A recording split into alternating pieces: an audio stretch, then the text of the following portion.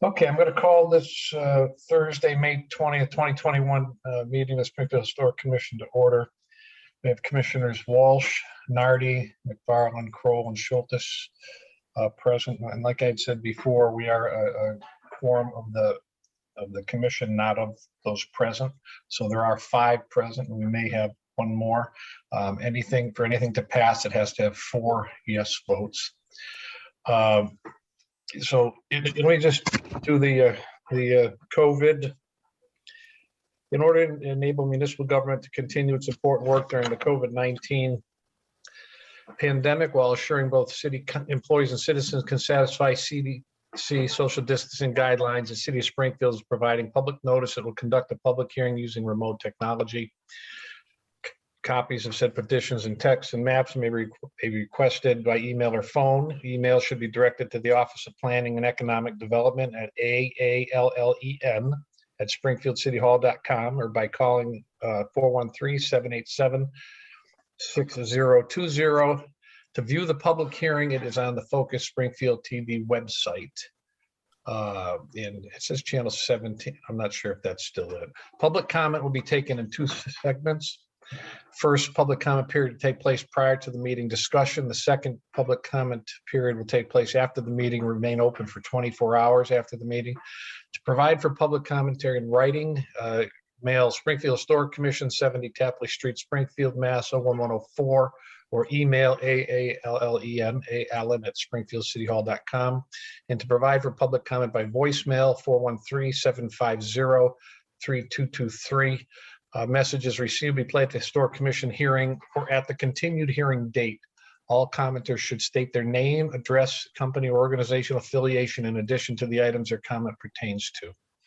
That also is true of when it is your turn to speak. If you could give your name, address, and before you speak, that would be good. We have no minutes and no tabled items. Now, for those of you with the first hearing, we don't take votes on the first hearing because if you heard what I was just saying, we break it up. We will hear the first part of the hearing and then we continue it till the next meeting, and so that for the public commentary. So if this is your first hearing, then there won't be a vote on your item today. So let's get to the continued hearings. 31 Madison Avenue. Is Willie Frazier here with us? Yes, this is Willie Frazier. Oh, there you are, right in the middle of my screen. Thank you. This is an application for certificate of appropriateness. Willie, could you just go over again what you're doing? Oh, hi, this is Tina Quagliato-Sullivan from the city of Springfield. Go ahead, Tina. I knew you were there. So we are talking about, Mr. Frazier applied for funding from the city. Sorry, there's a little bit of an echo. Give me 1 second. Let me just try to mute. So we would be assisting him with chimney repairs, roof replacement. And I think the biggest issue that we talked about at the last meeting was the chimney cap. And we do have a photo of what we are proposing to install. And if I can share my screen, I can bring that up for you folks to look at. Please do, Tina. Thank you. Okay. Just give me 1 second.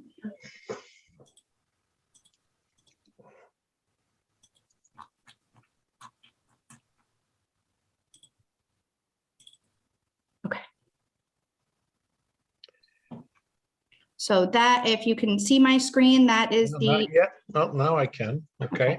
That is the existing chimney. That's the front of the property. Yep. And this is what we're proposing for the cap.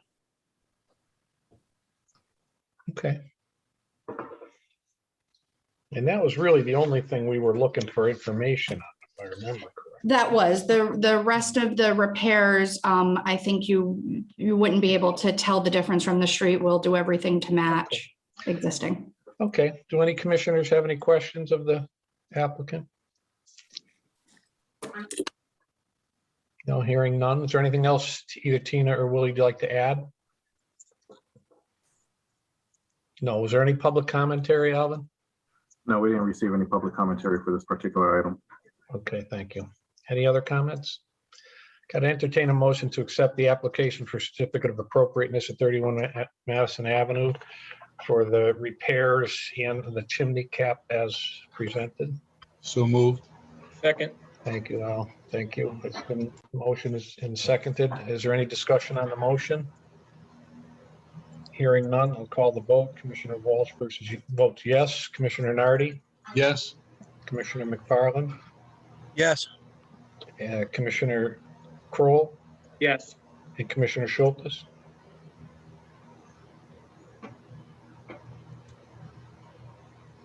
Commissioner Schultes? Muted. Oh, yes. Okay, I didn't hear you. Okay. Thank you. You're all set. You can talk to Alvin in the morning for that. Thank you very much. Great, thank you. Alvin, do you need me to also send you that photo as well for your records? Yes, I'll need it for the record. Okay. Yeah, thank you. Yeah, That'd I'm be sorry great. if it wasn't, yeah, put it for the record. Thank you. Thanks, Tina. Okay, next is 9 Bellevue. And this is an application for certificate of appropriateness to install solar panels on the backside of the roof per the plans that were presented to the building department by the contractor. Is there a new items in the file, Alvin, that have been added to the plans? No, I don't believe I received anything additional. Okay.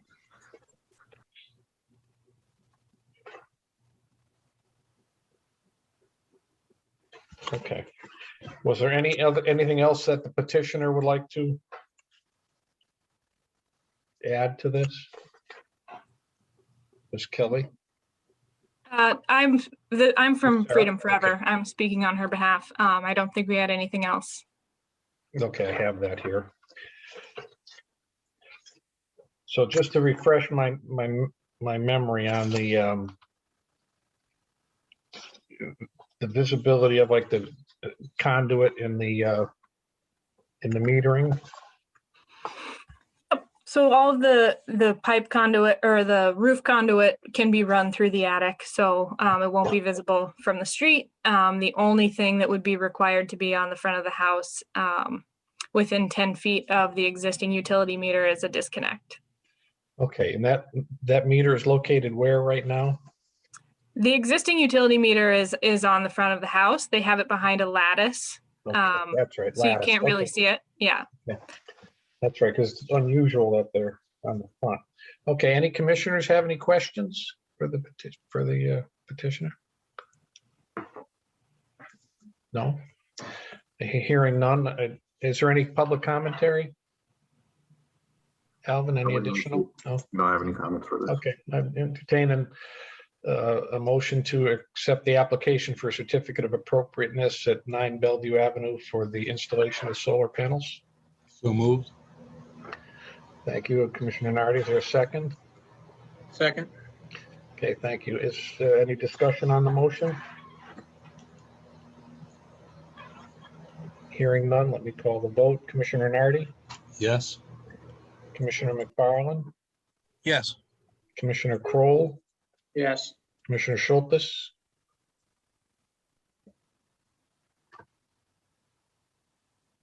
Commissioner Schultes? Oh, I can't hear you. Just put your head up and down. Yeah, I can't hear you speaking right now. Yeah, that's a yes. Okay, that's a yes. And Commissioner Walsh is yes. Okay, you're all set on for the installation of the solar panels. Thank you. Thank you. All right, next we have 34 Sumner Avenue.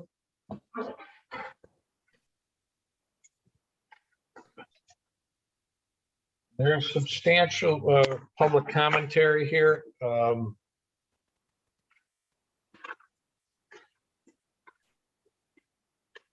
This is an application for certificate of appropriateness to add to add 2 parking spaces in the front of their building on Sumner Avenue. Is there anything else the petitioner would like to add to this? Mr. Walsh, Yes. does it make sense to review some of the photographs that we presented? I don't know that I need them. Do any commissioners want to re-see these photos? Take another look at the photos.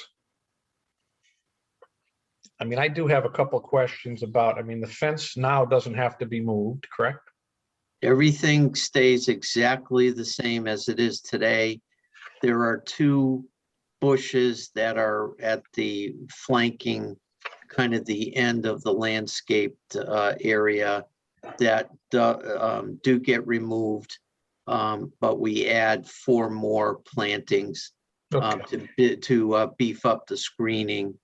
So we feel that it's going to be a very well screened landscape bed. And again, one of the issues I think before was the movement of the fence. So everything is staying the same. We've reduced our request from 4 spaces now to just 2 spaces. Okay, thank you, Mr. Napolitano.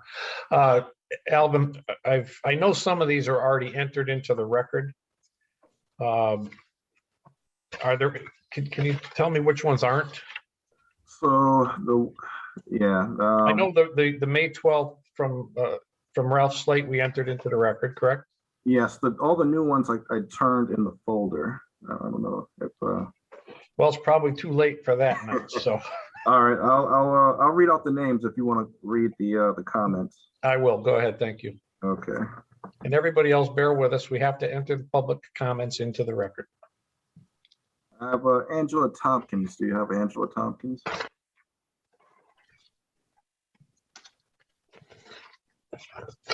It's probably going to be the last one. Yes, it is. Okay, this is from Angela Tompkins, dated Tuesday, May 18th, 2021. My name is Angela Tompkins. I'm in support of the initiative to create 2 parking spaces in front of the retail space on our building.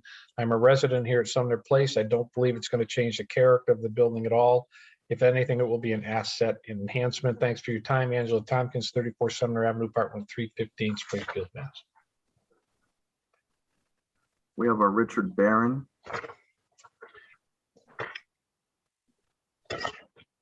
Okay, this is also Tuesday, May 18th, 2021. And my name is Richard Barron. I'm a resident at Sumner Place at 34 Sumner Avenue. I'm in favor of the proposed parking project to help lease the vacant commercial space.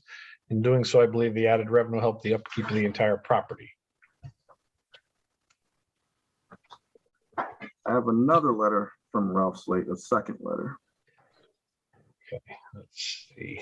Do I have it? It's dated May 12th. Oh, that's the first one. No, so all of these I had in my file are all new.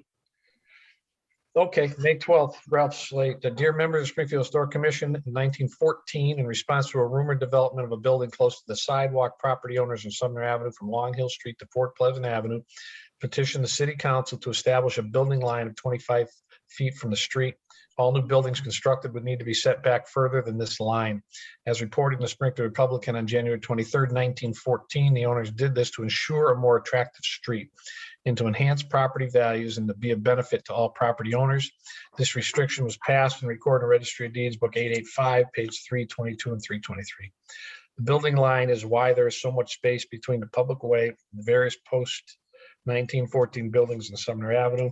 Although this restriction did not include parking spaces, since cars were uncommon in 1914, it was imposed to protect the attractiveness of the street vista. The existence of the restriction provides existence of this restriction speaks directly to the historic characteristics of the area and its surroundings. The street vista has been protected since 1914, allowing parking spaces on land historically set aside for the vista is not an appropriate change. It is incongruous and it would disrupt the rhythm of the street. Ralph Slate, 270 Long Hill Street, Springfield, Mass. I have a Sheldon Thompson.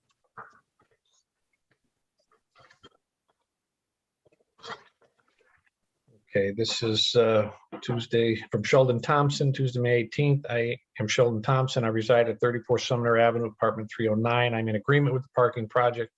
Residents in the building need more spaces to park their vehicles. This project will help take care of this problem. Thank you. I have Veronica Pleasant. To whom it may concern, dated May 5th, 2021. My name is Veronica Pleasant, and I am a current resident of Sumner Place at Forest Park Condominiums located at 34 Sumner Avenue, Springfield, Mass. 01108. It has been brought to my attention that there's a possibility to add additional parking spaces to the property. I think this would be a great addition to the property. We'd be in full support of this project. Thank you. Veronica Pleasant, Unit 314. I have Tim Tynes. Okay, Tim Tynes, May 5th, 2021, Tim Tynes, 34 Sumner Avenue, number 412, Springfield, Mass. 01108. To whom it may concern, I have been here at Sumner Avenue for almost 4 years and have bird's eye view of the parking area from the 4th floor. Since SML Holdings has taken over management 14 months ago, parking has become at times like musical chairs due to their excellent tenant recruiting. This even after utilizing the exterior garages where they created 8 more spaces. However, from my viewpoint, more are needed to allow for guest parking, and the available land they propose to utilize for additional space is feasible remedy. Off-street parking is vital for us, whereas there's no on-street parking available because of the concentration of multi-unit buildings in our immediate part of Sumner Avenue. It will only get worse when the abutting 8-unit building opens for rehab from a fire 14 months ago. Thank you for your consideration in this matter, Tim Tynes. Tom O'Connell. Okay, from Tom O'Connell, Tuesday, May 18th to David Napolitan regarding parking. Dear Historic Commission, my wife and I are tenants at 34 Sumner Avenue and thoroughly enjoy the charm and diversity of the Forest Park neighborhood. We are in support of the parking initiative that has been proposed and do not believe that adding some parking to accommodate the retail space in our building will have any adverse effects on the building or surrounding areas, either culturally or historically. Regards, Thomas O'Connell. And last but not least, Wilson Geraldo. Okay. To whom it may concern, my name is Wilson Geraldo. I'm a resident of 34 Sumner Avenue. I support the project to create more parking on the premises. This will make finding parking easier and more accessible for us residents. In addition, we are assured that the historical integrity of the building will not be compromised. Thank you in advance. Okay, is that all? That's all the public? I have one more letter. This Okay. one came in yesterday, so I'll read it out. Okay, It's from Jane Hetzel. To the Historic Commissioners, I am writing again regarding the request for property frontage change in order to create more parking spaces at 34 Sumner Avenue. The proposal should be voted down. Adding parking to the front of the building as proposed would set a precedent for other property owners to follow. The Forest Park Civic Association came into being many years ago in order to protect Sumner Avenue from becoming another strip mall thoroughfare. Its residential feel is what makes it so attractive.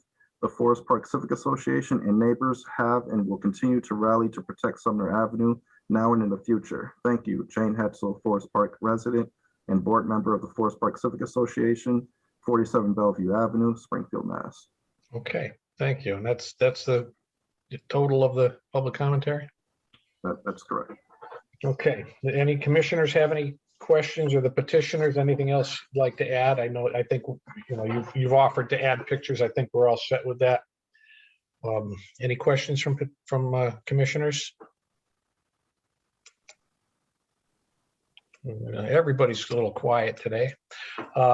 Hearing none, I would entertain a motion to accept the application for a certificate of appropriateness. So moved. Second. Okay, well, I was going to read a little bit more, but just the significant changes in the request to reduce. Let me just read this. Seeking 2 parking spaces in place of our initial request and been able to keep the existing fence and landscape bed in their current position, the current location in our last application. Movement of the fence is cited as a reason for denial. Okay, so this is just for 2 parking spaces with no change to the fence, just for the record on what the motion is about, and it's been motioned and seconded.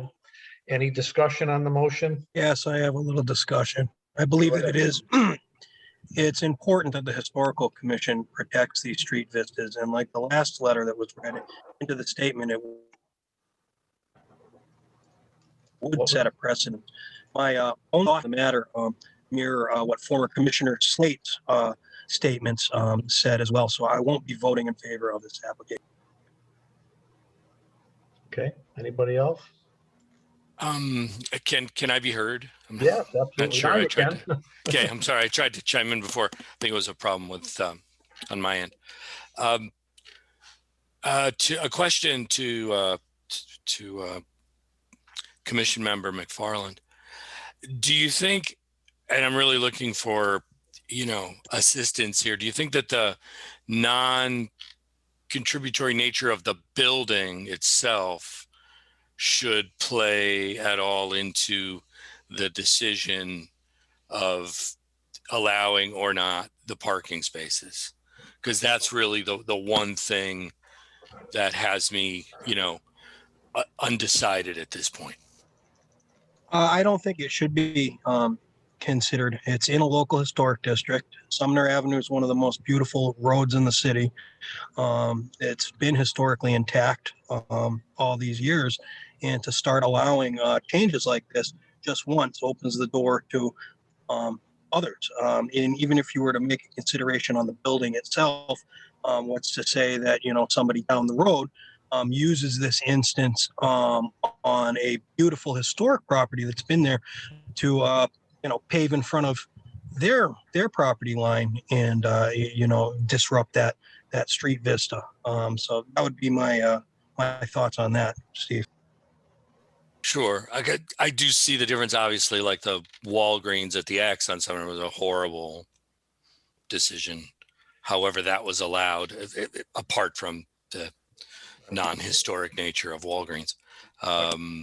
So that's the one thing that was, so it would be, and I don't know if we have a, if there's room here for someone to talk about legal precedent, if there is such a thing, but just would the commission be allowed to make a distinction between a non-contributing and a contributing property when it comes to something like this? I'm just curious. That's a great question. I don't know if the attorney wants to chime in. Part of my observation is that there are other commercial buildings there that are paved to the curb. I mean, paved to the sidewalk. And I'm generally feeling that with the they're not changing. If you drive by it, they're not changing the fence or any of the the way it looks. It's just that very little strip behind it. They're considering putting 2 parking spaces. I'm just curious, what commercial building would that be? Would that be like the market? The street, the former Friendly's across the street is paved right to the sidewalk. But okay. I'm just saying this, if you look at Vista, that comes right out there, and there's a couple others that are right out there too. It doesn't mean I'm not. I had the same question. How could, in my mind, I was wondering how could this be done so that it doesn't set a precedent, that it doesn't. When I drive by, I don't think it's going to adversely affect, but it would adversely affect it if then everybody else could do it. So, that is in my mind. Commissioner Nardi, go ahead. I'd like to say a couple things to Steve's comment or question. When I take the time to drive by as well as walk by, that streetscape really honestly doesn't open up on that side of the street until you get close to the church at the corner across from Friendly's. And all the structures that are on that particular section are doing all kinds of things. So I don't see this wide open streetscape that I'm going to destroy. The other thing is that I would have had a problem maybe if the fence was moved and so forth, but this is an existing condition that's being left alone. So I have to take that into consideration. And so as I'm driving by, what I see is the fence doing the same thing it did previously. It's not allowing me to understand what's beyond it. So if I drive by quick, I see nothing. If I drive by really slow, I see maybe a little bit more. So because of all the stuff happening in that little section, I don't see the streetscape or the vista being destroyed, and that's the reason why I'm okay with it. If they were doing something significant, moving the fence or changing the fence or removing all the landscaping or something to that effect, then I'd start to worry about it. Then I'd really want to look close. How tall are things and so forth. Okay. Does the asphalt, and if somebody has an image that this would help me with this, does the asphalt stretch beyond where the fence currently is? No, the fence is still there, but does the asphalt intrude further toward the sidewalk than the barrier the fence creates now? No, it doesn't. And I think Commissioner Walsh, given some of the questions and comments, I do feel like we should maybe revisit some of the photos of the surrounding properties there. And I would also say we heard the first time that we proposed this, there was a concern about precedent, but this is zoned as a mixed use property. This is not a residential property. I think when you see how other businesses on Sumner Avenue have been treated, that this is a significant upgrade over other locations as you travel down Sumner Avenue and see the lack of a buffer between pavement and sidewalk. And there are a few businesses where there's almost no buffer. There's a sidewalk and then there's tarmac. There's 8+ feet at our property of landscaping and so on that provide a very nice screen today. And that's going to be further beefed up with, a few more plantings to basically try and ensure that there is no visibility to these spots. Mr. Napolitan, do you have just a picture from the front of the building of the landscape, the way it exists right now, that you could share with us? Yes. Let's see. I thought I had it in my file here, but maybe Alvin has it too. And also, from my opinion, the last time that was read aloud, I believe the last paragraph I think is worth repeating. I have it right here. Hold on. Can you see my screen? Not yet. Okay, let me. Attorney Shuchek, is there something you want to read to us? Yeah, just the last full paragraph of my opinion that I think you read aloud. Basically, it says there are, however, rules for commercial buildings, which obviously this building is, which because few commercial structures in the area are not of any architectural interest, the commission does not intend to control them closely. However, the commission intends to ensure that further development will be compatible with the district. For remodeling or new construction, the commission shall focus on the building scale, setback, parking, fencing, and signs. Those shall be reviewed on a case-by-case basis. Excellent. That's right. Thank you for reminding us about that last paragraph. Let's see if I can get this. Now it looks like we're going to get it. So, well, I really just want to see the front of the building from the street. Okay. The fence and that, what have you. I don't. Well, while I'm here, do you want me to just blow through these while I have it up? That's really, I don't know how many are there. I don't remember how many. It's only three or four. Yeah, go ahead. That's the Friendlies. This is the funeral home right next to us, which is pavement. Here's the church, which has just a 2-foot buffer. This orthodontics, there's parking right up. There's no buffer from the sidewalk. Taco Bell has a smaller buffer, but no visual block of any parking spaces. The Cumberland Farm, there's no buffer between the sidewalk and parking. Same with the Santander Bank. If can we get Um, yours? Do you have a picture of the front of your building? Yes, let me see if I can call that up. I mean, I have. Are you able to see that? No, there you go. That's Yep. what I was looking for right there. Okay. I have what your proposal is. I just wanted to see what it looks like now. And if I understand correctly, you want to push that pavement all the way up to that existing fence, correct? To create two additional Yeah, parking spaces? Yeah, where this bush, I don't know if you can see my curve. Yeah, we can.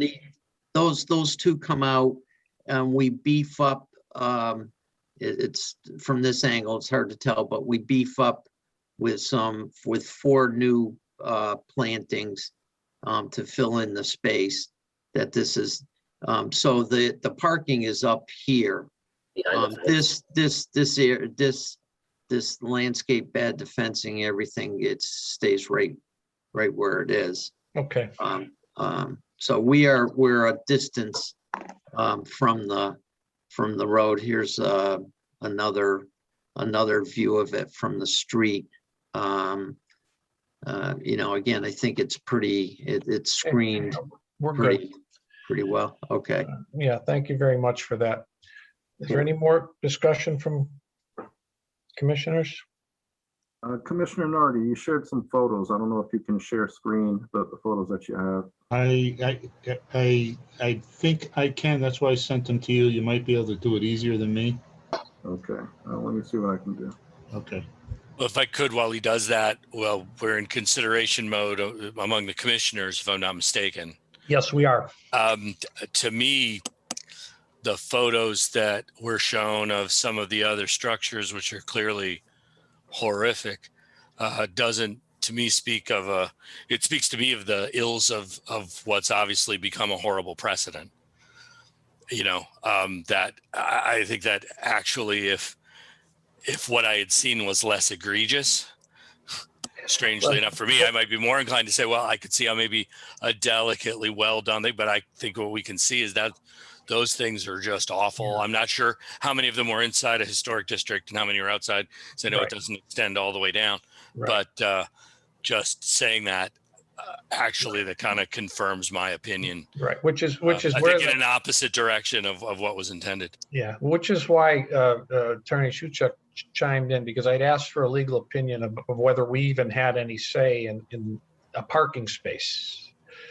And it turned, and as he just said, that that is where it becomes, because of the type of building, and it becomes a case by case basis. It's not going to set a precedent, is what you said, right, Attorney Shuchuk? Yeah. Yeah. That was of concern to us the first time, that somebody then would be able to point to this and say, and I think we've determined, with the advice, with the opinion of the legal department, that it wouldn't do that. Okay. Alvin, you might want to go to the other photo first. Which one are we trying to see here? That one. So this I just got this off of Google. Okay. Who knows what day it was that this Google took the photograph. But there's a typical day. Somebody parking their car to the left near the sidewalk, taking his stuff, bringing it upstairs. All right. And if you look where the fence is, you don't really understand what's beyond the fence other than the building. Now go to the next photo for me, Alvin, please. It's the same thing here. The only difference that I imagine at the moment is an occasional car parking in front of that, right on that existing paved area that sits there now. The difference is rather than concrete color, it will probably be an asphalt color. I presume that's what I don't think the asphalt is a colored asphalt that I saw on the drawing, but none of that changes. So I'm not sure what I'm voting for, because nothing's really changing at the moment. Except it being, this is for people right now and exclusively for people, and it's clearly that way. Whereas then it will be really more automobile space, and people going through there will have to watch for cars coming. So, I mean, I understand what you're saying, but granted, I see it very. Yeah, it won't be a drive-through though. It's just. No, but there'll be a car. The cars will be pulling in. Cars will be pulling One out. on each, one from each side. Okay. Anybody else? Okay. Thanks, Alvin. Thank you. If there's no more discussion, we're all set with discussion. Okay, let me call the vote. Commissioner Nardi, Yes. Commissioner McFarland, No.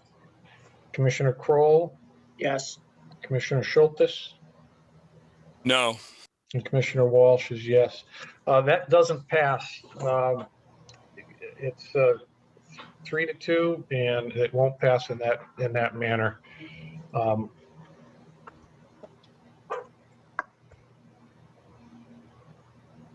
Oops, sorry. Okay. Should one of the no votes have put some reason down for their? Well, I think For the I think denial? I think the reasons were stated clearly by sufficiently enough. Okay. Can you guys just restate it just for purposes of? Parking spaces in between the building and the street vista do not protect the street vista. You take it on a case-by-case basis, and according to Shuchuk's reading of his last paragraph, parking spaces are included in that. That's great, Brian. All right. Okay. That's exactly my reasoning. And Okay. the reading of the last paragraph. Oh, thank you very much. Thank you. Okay, and now I know we have to move on. We have 400 Maple. Let me see what this one is here. There were two. This is just well, we have two applications here. We didn't take care of one of those. No, we didn't. No, we couldn't. They're both. So we got two applications for 400 Maple. One's an application for certificate of appropriateness to sand, textured stucco exterior to be primed and painted in the color that is true to the French provincial style of property. By doing so, this will seal and protect exterior from weather damage and deterioration. The other proposal is an application for certificate of hardship. Replacement windows for the rear of the property and the rental, two-family unable to rent apartments due to poor condition, current windows, drafts, cracked glass, not aligning property, causing hardship with no income from rental apartment due to current window conditions. We'll be replacing with Pella windows, custom, same style as present and efficient. Is there anything else that the petitioner would like to add? Hi, this is Cheryl Dyad at 400 Maple. There's nothing at this time. I presented additional information to Alvin, so he, I think, passed that on to you with regard to the representative from Pella coming out and giving a clearer description of the type of windows. I think that was what the question was at the last meeting. Yeah, it was. Let me see. We have non-standard. Let's see. General information, clad pine exterior, painted standard, black interior. The sash, let me see, glass, hardware options, let's see.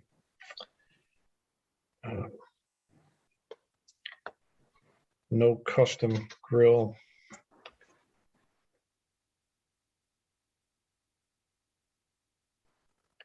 The representative stated that this type of window is what they usually recommend for historical properties.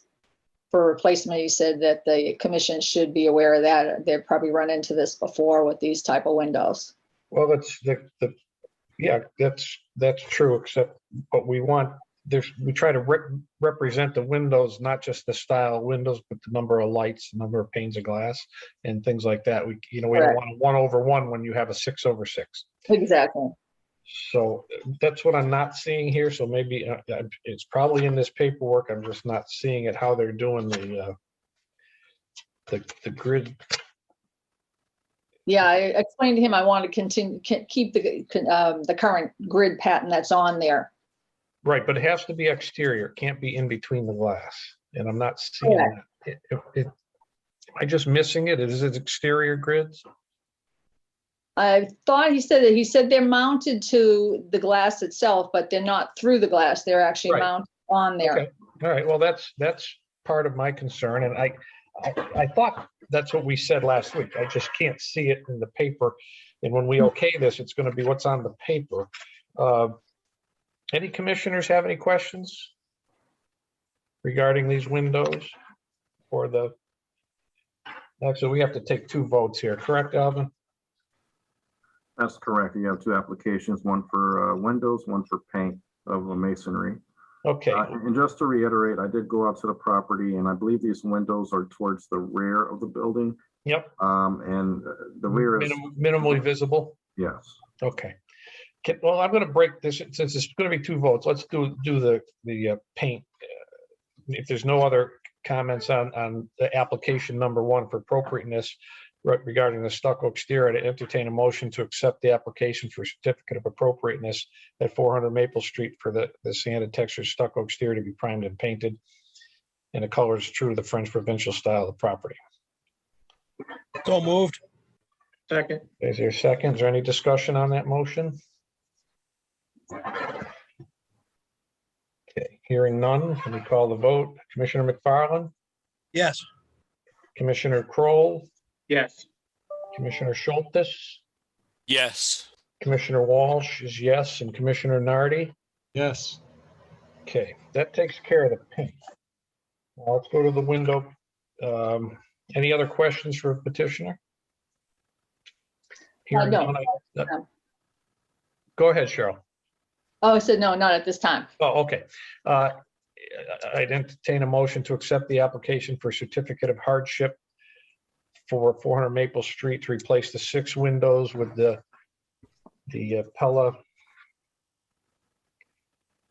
Commissioner Walsh, I'm sorry. I should also add that we have not received comments for this particular. Okay, thank you. I thank you for keeping me in line there. We don't want to forget any public commentary. I was just looking for a model number or model name. Pella Reserve traditional French casement. There you go. Okay. Okay, I'd entertain a motion to accept the application certificate of hardship to replace 6 windows with those, as just stated. Did we have a motion and a second already? So moved. Okay. Is there a second? Second. Okay, thank you, Commissioner Schultes. Any discussion on the motion? I'm just, I'm sorry. Go ahead, Alvin. All right, I was just going to ask if you guys wanted to add that even though it may not be on the document that she provided, if you want to add it to your motion, and if for whatever reason she finds that she can't get the exterior mullions, then she would have to come back before the commission, something to that effect. That's what I was going to ask for. Okay, then if you could restate that, Commissioner Kroll, we'll move forward that way. We'll go forward with the existing motion with the added stipulation that the windows have the external mullions for the grids. Okay, second? Second. Thank you very much. Any further discussion on that motion? Yeah, I'm just curious, why is it a hardship and not an appropriateness? What is the hardship? Can you refresh my memory? Well, it's under hardship because of the, let's see what we have here. Replace poor condition, current windows, no income due to current windows. So replacing Pella windows. You know, we discussed this, we did mention this last time, what the hardship would be. The hardship, I think, is that she needs to have windows done, but these aren't necessarily, because they're minimally visible. That does change things a little bit, but they are visible possibly. From where would they be visible from, Alvin? I know you drove out there. I believe Pine Street is the street to the, well, it's kind of, the lot is kind of a little funky angled, but I believe Pine Street, you can kind of see a little bit into the rear, but again, there's a lot of tree cover. So when I was out there, there really wasn't much visibility into the rear. Okay.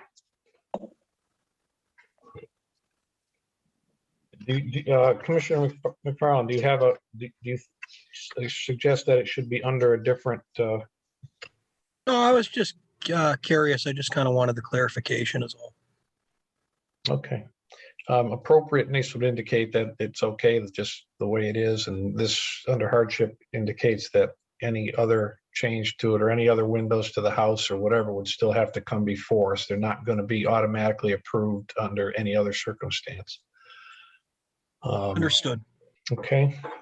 Anything else? Any other commentary? Okay. Let me call the vote on this. Commissioner Kroll, Yes. Commissioner Schultes, Yes. Commissioner Walsh is yes, Commissioner Nardi, Yes. and Commissioner McFarland Yes. is a yes. Okay. And just, just so you know, Charlotte, any other windows you still have to come and Right, exactly. get approval for. And obviously the optimum situation is to be able to repair as you go along some of the your more dominant or more visible windows along the way. That would be great, but you're all set. I'm also looking to see if there's any type of double insulated storms as well for the front of the property to avoid any concerns with drafts and so forth. And those ones, they have less damage in the front because they're self-facing.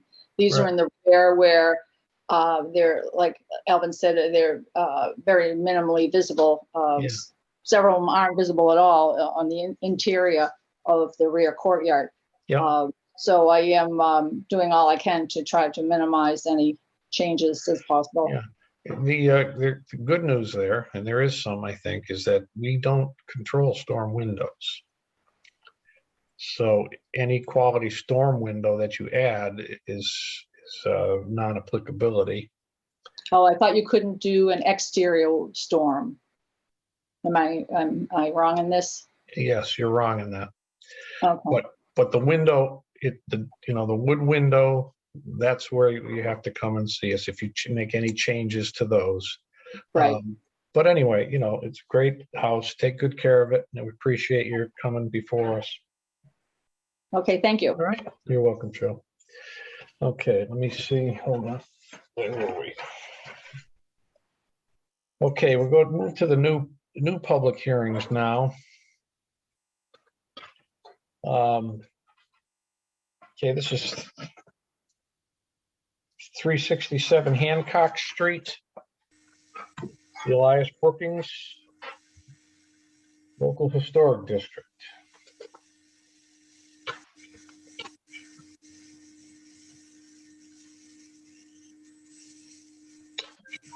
Is there someone here to speak to Sure. this?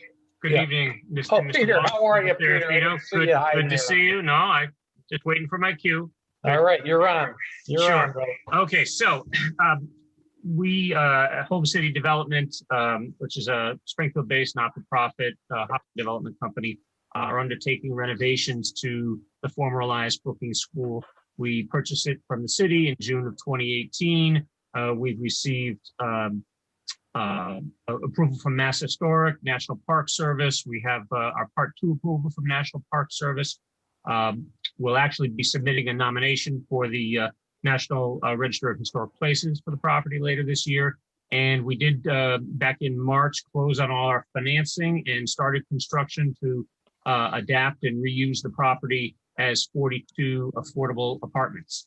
So work's ongoing. I was there today. A lot of great work going on, masonry cleaning and masonry restoration. There's a large 4,000 square foot gym that we're keeping and restoring as much of the original floor as we can. We're putting in replacement windows. The windows that were in there most recently were installed in the 1970s, and working very closely with National Park Service, as you know. Have come up with some also Pella windows that will replicate what was originally installed in the building when it was built in 1912. There's some other nice historic features of the property, including, and I think in the package you may have some photographs of these grotesques that line the walls of the classroom corridors, and some of them are missing, and we've got a concrete artist in Holyoke who's built some, who's restored some for us and has built some new ones, and those will be getting installed. So part of our financing for the project included assistance from, very generous assistance from the city's Community Preservation Committee. And one of the conditions of the CPC was that we put either historic preservation easement on the property or request the commission and the city council to designate a one building historic district. So that's why I'm here this evening to request that the historic commission move forward with the nomination of this building for a single building historic district. Excellent. Any commissioners have questions of Mr. Serafino? I just had a comment. That sounds great. Agreed. So we just, all I need, if there's no questions, do I have to enter, let me see what I have for things. Anything here have to be entered into the record? Let's see.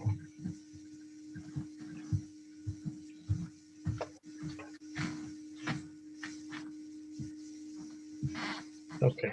All I need is a motion to. This is to continue. Right. Well, this is a continuous for public commentary on the potential of making this a historic district. So moved. Okay. Second. Thank you. Any discussion on the motion to continue to the date of the next meeting, Alvin? June 3rd.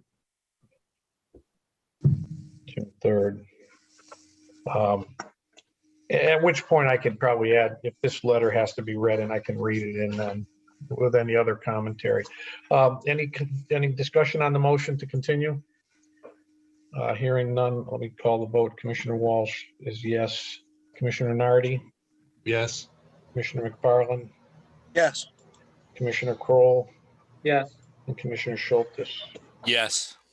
Okay, well, that sounds like a great thing. We'll put it out for public commentary and we'll see you at the next meeting. Thank you very much. Have a good evening, folks. Thank you. Yes, Peter. Good to see you.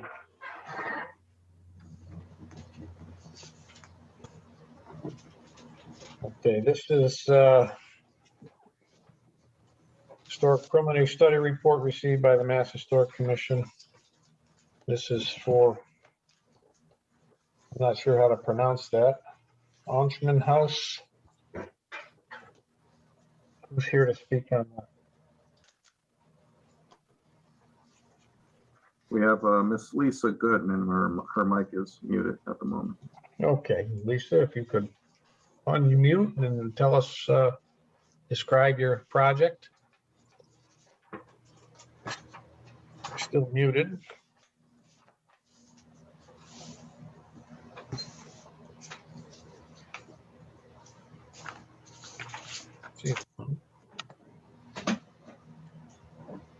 Lisa, can you unmute? Looks like her screen is frozen. Yep, she's just frozen up. Can you hear me? Oh, there you go. We got you now. Can you hear me? Yes, Lisa, go so ahead. what we're doing with Trinity House is, I know there was some questions last meeting. Unfortunately, I was traveling and I missed, and my contractor was on to try to clarify the questions on the windows and door replacements for Trinity House Transitional Housing Project, which is located on 5153 Bay Street, and it is a very a building that is needs a lot of work. So needless to say, and we have been trying to get everything together for us to start work, but we need to make sure that we're clear on the materials that are being used to replace the windows. So the contractor was on. I can also give him a call. He's on standby if we need to get more clarity, but we will be using the first floor. The windows are, we can try to, what do you say? We can try to, store them. That's the word. Sorry about that. We can try to restore the ones that are on the first level, because the house has been closed up for about 2 decades. Wow. It is extremely old windows and extremely old frames, and most of the windows are actually missing and need to be replaced. The whole second floor, all windows need to be replaced. So that material discussed was a Pella window that was, we were suggesting that will be replaced on that second floor, and we're going to do our best to restore as much as we can on the first floor on those frames. We did take the CPC inside also for a visit, them to actually see the windows first and second floor. And they were in agreement with our decision to go with replacing most of them with the Pella windows. Ms. Goodman, sorry to interrupt, but we're actually listening to this item in regards to the creation of the new local historic district, the Onchman House LHD. The matter is on later on the agenda for restoration of windows and replacement. Oh, I'm so sorry. Why you guys let me go on like that? Well, because my file says Auckman House, and I didn't know if that's what they were now calling right. When he said same Auckman, address, I'm so like, I don't "It's know. not me." I'm not sure. No, that's not us. Because Ms. Not Goodman has Auckman described the House. project, project, I don't know if you want to take the item out of order for the environmental review. That's really up to the commission. I think that'd be a good idea. I was just thinking that myself. Okay, this is, okay, because this has some of the, this is, hang on. 5153 Bay. Okay, now I have that file. Okay, and what why you're looking at me like, huh? What are you talking about? Well, it came with a name, but it had the same address in each file had the same address. So 5153 Right. Bay, full rehab of the historic structure, doors and windows were replaced and restored. The ones that are missing, doors will be replicated as close as possible to the originals. But this is already,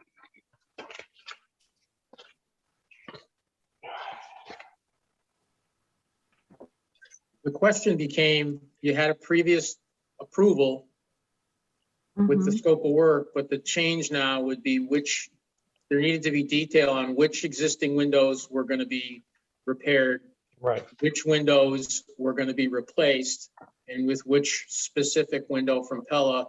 And then the last piece of it was doors. There were many places that did not have doors, and that they're going to be replaced with some kind of doors. And we needed some kind of detail on what those doors would look like. there you go. Thank you. Okay. Okay. So I think I cleared up the materials for the second floor is definitely needs to be replaced. There's actually no windows in there. Right, but we'll need, the we're first gonna need floor- models and material and, you know. So my question was, the contractor, I called him and I thought that he might have cleared up. I asked him to send over what type of windows at Pella that he would be using. But if you guys haven't received that yet, then I have to follow up with that. Because I asked last week prior to the meeting. I don't think I had that in the previous meeting, because there was something included. The question became how many, which floor. That might be in the previous packet. Okay. So again, the contractor did submit three different doors, different versions of the door. But however, we didn't have any sort of like photos of the house to basically see, you know, where those doors would what was being done. Okay. I can submit if you need, because he did take pictures inside, and I can have the contractor pull those pictures over to Alvin. Because they did go in and take pictures of everything on the first floor and second floor. So I can send those over to you. Well, I have some pictures of windows and doors. Okay. It's what you're actually going to do to them, what the models you're going to use, what they're made out of, and you know all the details of what the ones you're going to replace, not repair.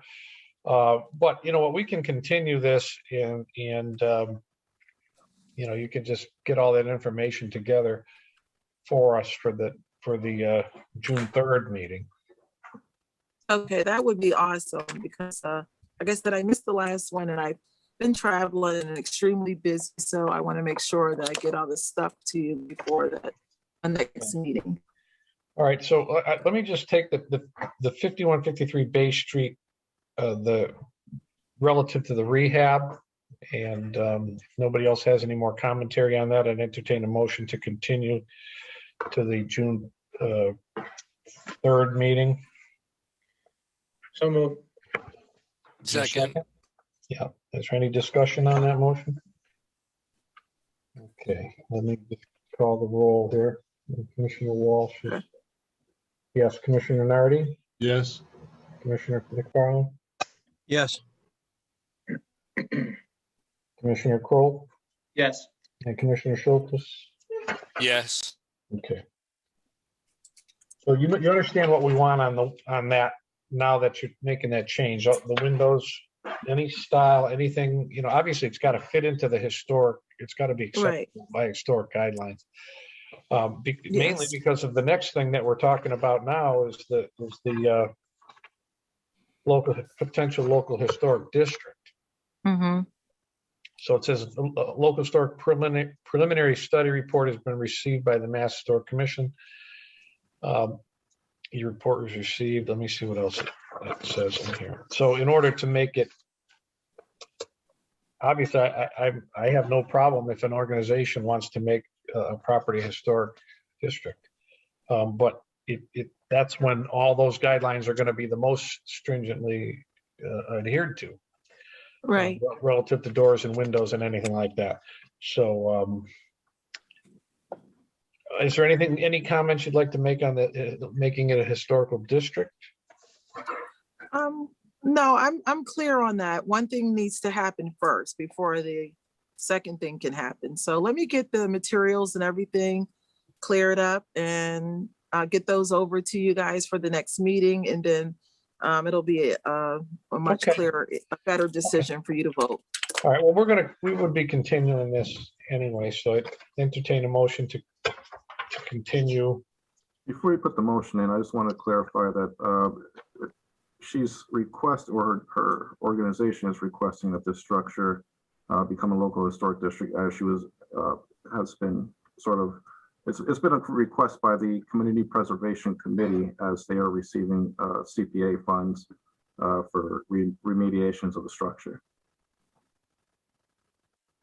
I think that, can you just repeat that again? Sorry, Alvin. Okay. So her organization is receiving funds from the Community Preservation Committee. Yeah. So because they're receiving funds for remediations to occur at the structure, they have requested that they turn the building into a local historic district. Right. Yeah. So I just want to make sure it's clear to everyone. Okay. So are you suggesting, Alvin, that that this isn't subject to public commentary, though? It is.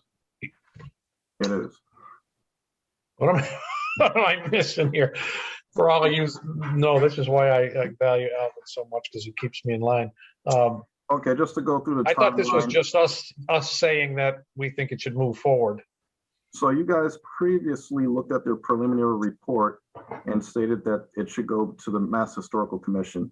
Mass Historical Commission gave their recommendations that the structure should move forward for a local historic district.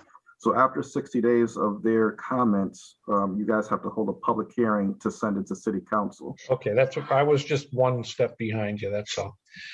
So we can take a vote to, we got to continue this for public commentary and take the vote on it. All right. That's correct. Okay. Anyway, I'd entertain a motion to continue this 5153 Bay Street relative to the local historic district to allow for public commentary. So moved. Second. Yeah. Any discussion on the motion? Okay, Commissioner Nardi, Yes. Commissioner McFarland, Yes. Commissioner Kroll, Yes. Commissioner Schultz, Yes. Commissioner Walsh is yes. Okay, all right, those are both continued to the next meeting. Oh, great. Okay. Thank you. Well, thank you so much. You guys have a great day. I'll get those over to you. Okay, next we have 187 Westminster. Westminster. Westminster. Let me see. Finally. What's that? I said, finally. Well, you've been very patient. Oh, there's your name right there. I see. This is an application for a certificate of appropriateness, side of enclosed porch repair and bring back to original state. Why do I have two here? Okay. So Dawn, you got your work cut out for you on this one. I know. So if you could just describe what you're going to be doing. Well, so I don't know what the previous owners did over there, but it was a mess. And we're just getting rid of the extra thing that they built on the outside. It was like, it looks like they tried to enclose a porch, but did a terrible job. And it's unsafe. Yes, that one. That's kind of ugly. It's very ugly. So you said bring it back to original. One of the things we're going to need is actual specifics. Well, there's two big pillars there. Yep. Like the structure is remaining the same. You can see what they added that's not supposed to be there. That's just, we're just getting rid of that. Okay, so you're just removing that excess. Yeah, just removing the excess and not like the big pillars that look like that's part of the house. And the only thing that needs to be done structurally is to make new stairs there that belong to the Yeah, I side. can see that could be an issue too, because the stairs used to be twice as wide. Right. Made them short. So just to point you in the right direction. Of course, I love what you're going to do because that's the right thing to do.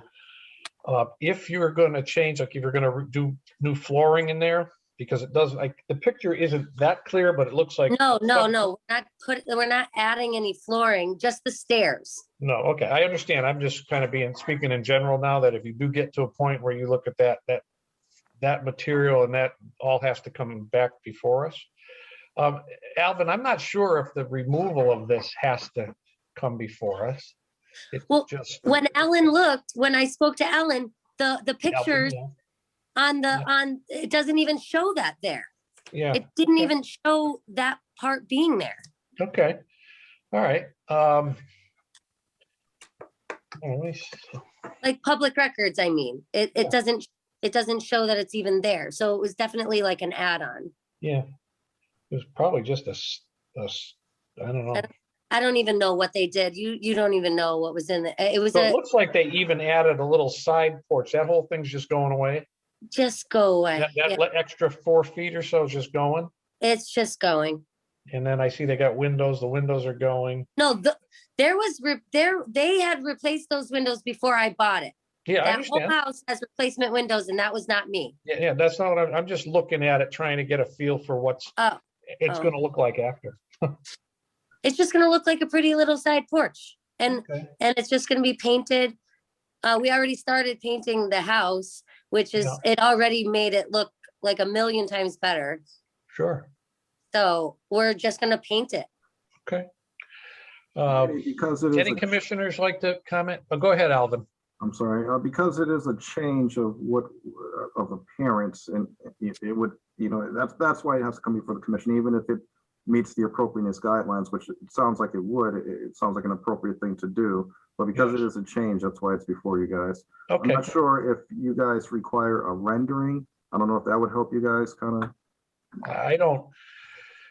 I guess kind of what Dawn and I have just been kind of discussing is what is it going to look like after, because I am just concerned, but she's answered most of the questions for me. They're taking off that thing that looks like, I look at it looks like an outhouse on the side. Yeah.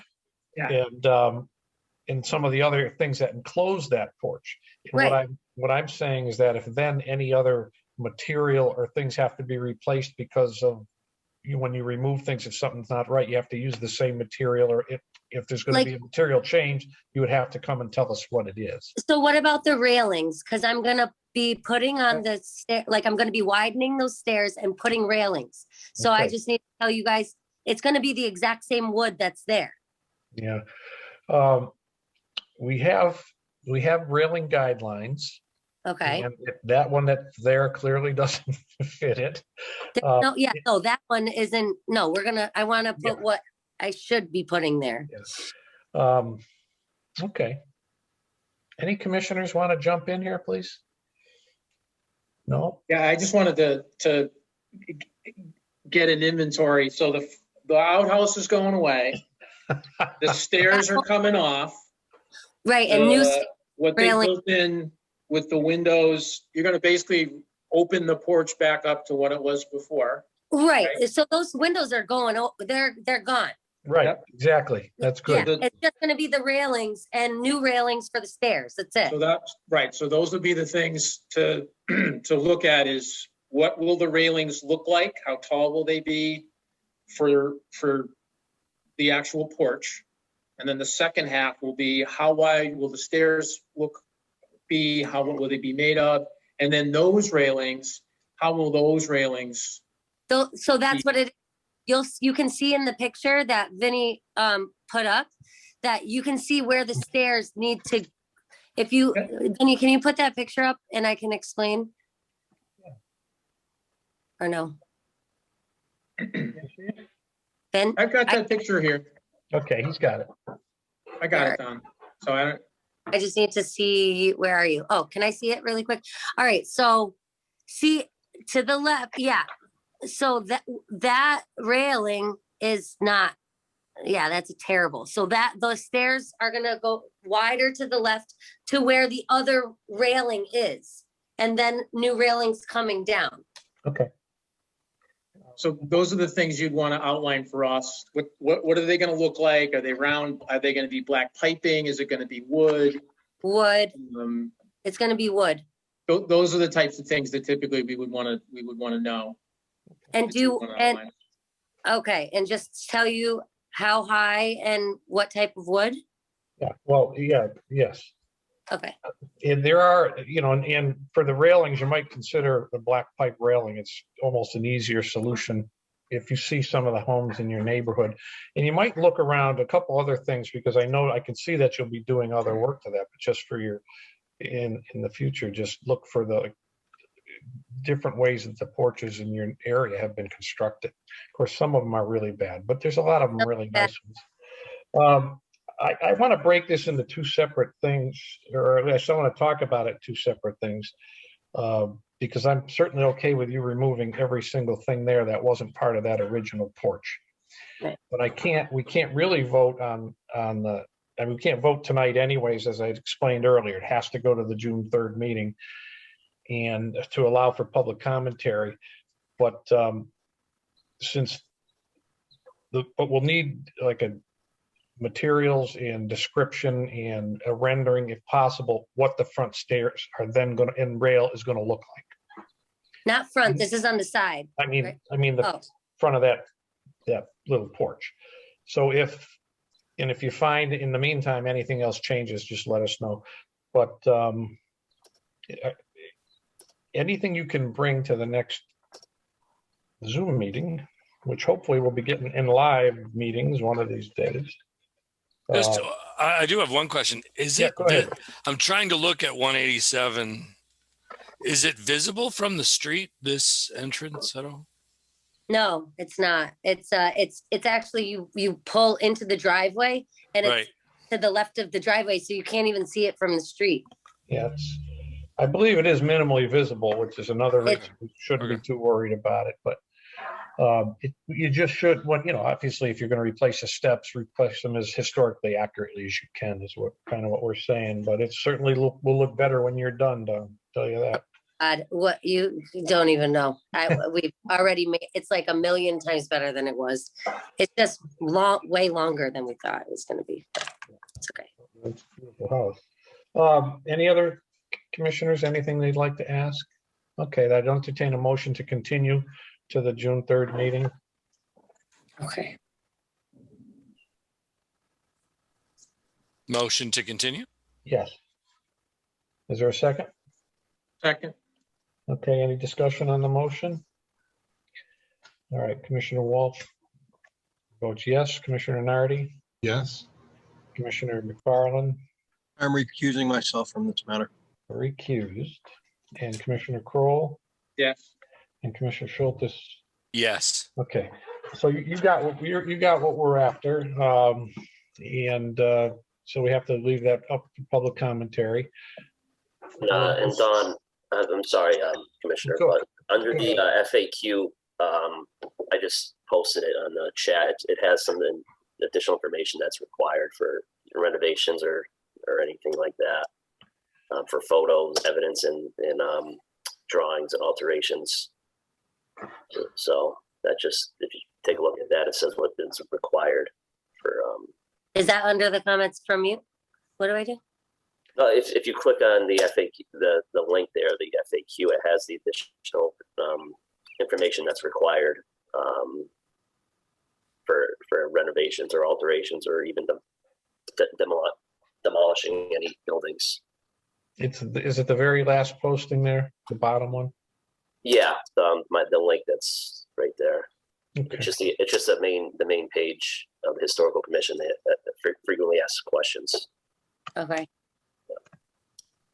The handrail My guidelines. main thing, we're just trying to bring it back to its original state. No, I don't know, no, like what, yeah. Yeah, this is a lot of technical stuff. You're doing the right thing. We're on track. I have to, explain some of the technical things that we go through, the guidelines we have. What you're doing is right. And it should not be an issue down the road. We just, in order for us to vote, we have to have certain information. Yeah. And there's no reason why what you're saying won't fit what we do. If it doesn't, we'll tell you, but it sounds like you're doing the right thing. So what do I need to bring for the next meeting? Then Or you do have- I need to submit this stuff to Alvin beforehand? Yeah. Go ahead, Alvin. Submit that to me. So yeah, any sort of renderings or any sort of, dimensions, list of materials, those sort of things you can send to me.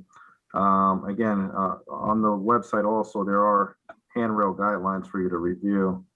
And it can tell you what falls under non-applicability or appropriateness. Okay. They're right on the site. That'll make pretty self-explanatory though, especially the handrails. So there shouldn't be an issue with that. It's just, like I said, we have to handle things in a technical way. It sounds like you're doing the right thing. So, and you're certainly making it a more beautiful house than it was before. So we appreciate that, and we'll see you on the 3rd of June. Okay, perfect. Thank you, Don. All right. Thank Say hi you. to Dad for me. I appreciate it. All right. Thank you. We'll see you. Bye. Bye. Okay. Okay, let's see what we have here.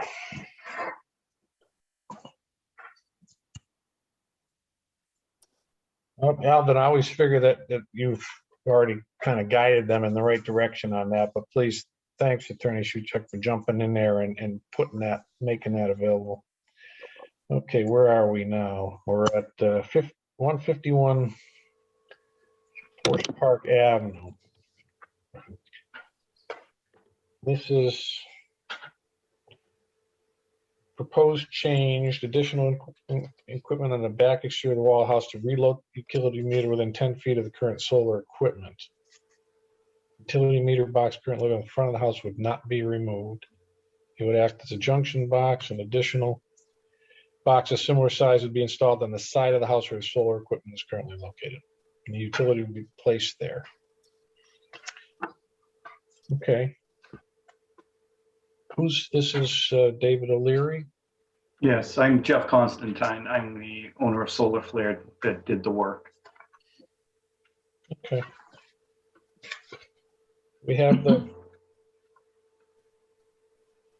we have the authorization, Alvin? The property owner is online. Oh, where? I'm looking. I don't. Oh, Mr. O'Leary. Oh, right there. I'm looking around where the squares are, and I can't read those little names sometimes. Okay, I guess the authorization is with us. Okay, just kind of explain to us what's happening here. Sure. Okay.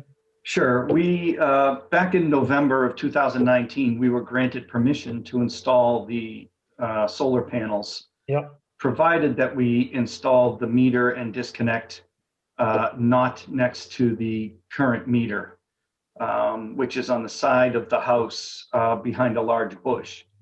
So we did that. We piped everything all the way to the back, the west corner of the house, and approached Eversource, and Eversource denied it because the meter was further than 10 feet away from the utility meter. Okay. So we've been going back and forth with them for a year now to allow us to grant us an exception. So basically what I'm looking for was to try to move the entire utility service back to the back of the house. It's an extensive project. But I guess my question is, and I apologize for the short notice on this, but due to the findings that I saw earlier today, that's all we're asking to do in the beginning was to install our meter, our little disconnect next to the existing one a year and a half ago. And it's behind a very large bush. You can't even see it. Yeah. Yeah. Our general guidelines are to make them as minimally visible as possible. And we always ask that they be put in that place. I don't recall specifically the discussion regarding it. It sounds like, you guys were trying to do what we wanted.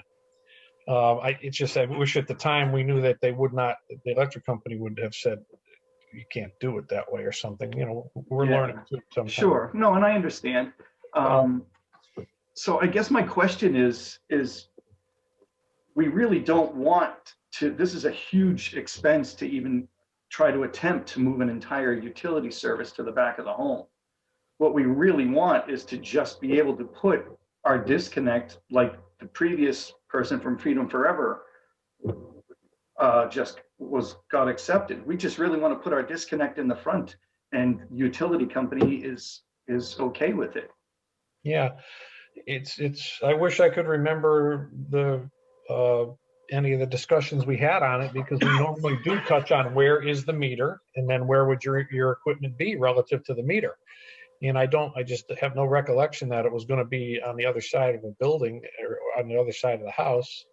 But I do have the other finding in front of me that you guys gave us, and it specifically states that if we were to do it, it would make it more than 10 feet away from the meter. So it was known. Installation of 10 solar panels, black exterior climate, new meter, inverter, shutoff switch, and all associated conduits to be located on the western facade. Therefore, they're in a location less than highly visible from a public way of Forest Park Avenue or Mountain View. The installation of these appliances on the western facade will make it necessary to be greater than 10 feet from the existing utility meter. Interesting. Well, yeah.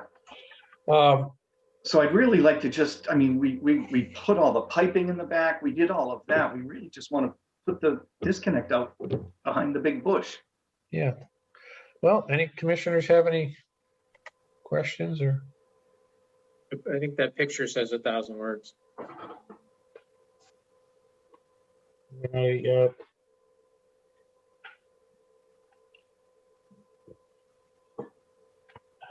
All right, let me just reread this here. Additional equipment in the back used to in order to relocate the utility meter. Utility meter box currently located in front would not be moved. It would be used as a junction box. So you're suggesting now that you wouldn't use it as a junction box, you just move the other one up there. Yeah, we would leave the existing one as is and just move the small one to where we wanted it in the beginning. The work would involve running a line from the junction box at the front of the house around to the back, since utility meter has an underground line. Be involved digging. And none of that would be necessary. All you would see is literally just the box there. You wouldn't see anything else. Actually, you wouldn't see any of it because of the large landscape.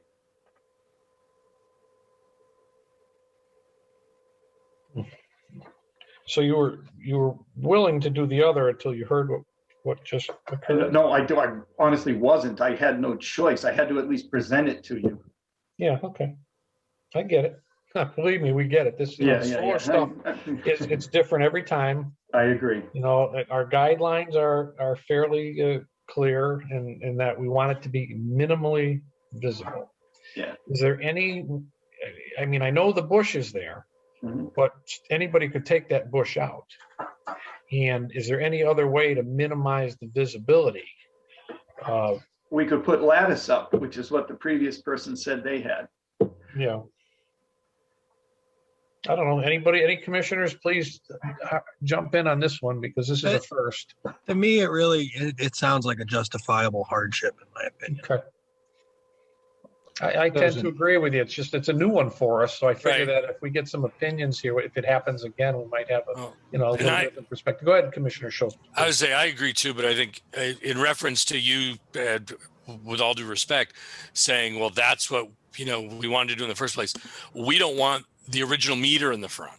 Yeah, exactly. And we've been fighting with the electric company they're not supposed to put it there. It shouldn't be there in a historic district. They're not supposed to put it there. We've talked to them. It's not supposed to happen.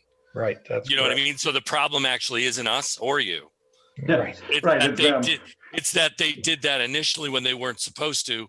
Yeah. And then, we're just a commission. We can't flex our muscles and make, the electric company do what we want to do. But if you know what I mean, we are struggling because we don't want any of that in front of the house in a historic district. And if I may say, Vinny, you've been around for a long time. We've been doing this, whereas we know that there was just a barrage in certain neighborhoods in the city where if it were Long Meadow or Wilbraham or a lot of other communities, they wouldn't be putting the electric meter right up front, right on the street. But because it was Springfield for a long time, they were just throwing the electric meter wherever it was convenient for them and didn't care how it looked. No, that's what they were doing. Yes. And we had to work hard to at least try to start. So I think for a while it was a bee in the bonnet, if you know what I mean. But I would agree, not your fault, but also in our defense, although I wasn't here for that particular meeting, I know what the commissioners were thinking, which is we don't want the original meter out front. It shouldn't be there in a historic district. It's there. How much more are we going to allow? The bush is there, but might very well disappear when, the next owner decides they don't want a bush there. And then we've got in a historic district, a meter. So I agree. I'm with you. I think you can hear that, but I just, in defense of the commission and what may have happened when that vote took place, it's been going on for years and years. Yeah. Okay.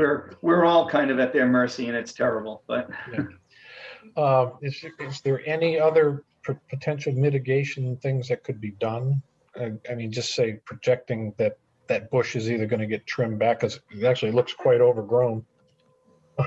There's a large rhododendron that's primarily blocking the visibility, and then there's another. There's another one in front of it.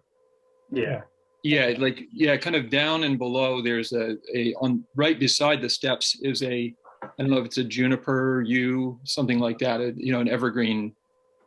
But the rhododendron is probably 15 feet tall and a dozen feet in diameter. If somebody wanted to take that out, that would be a pretty serious project, I would say, first of all. Yeah.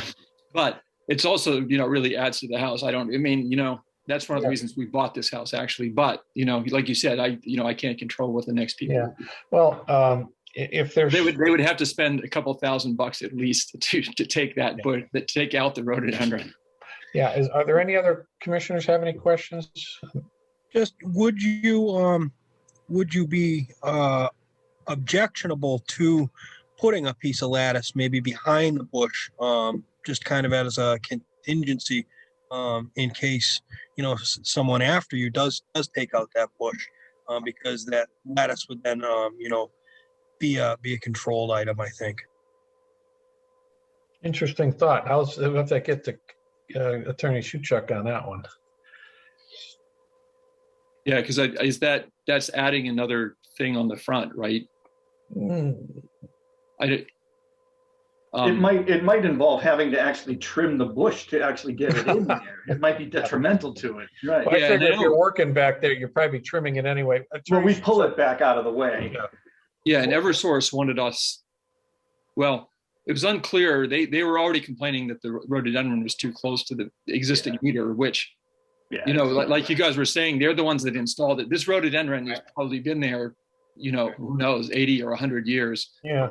And they installed it.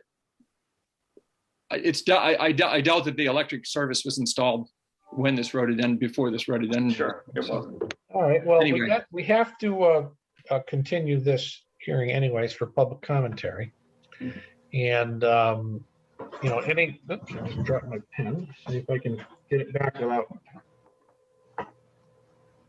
hitting any buttons.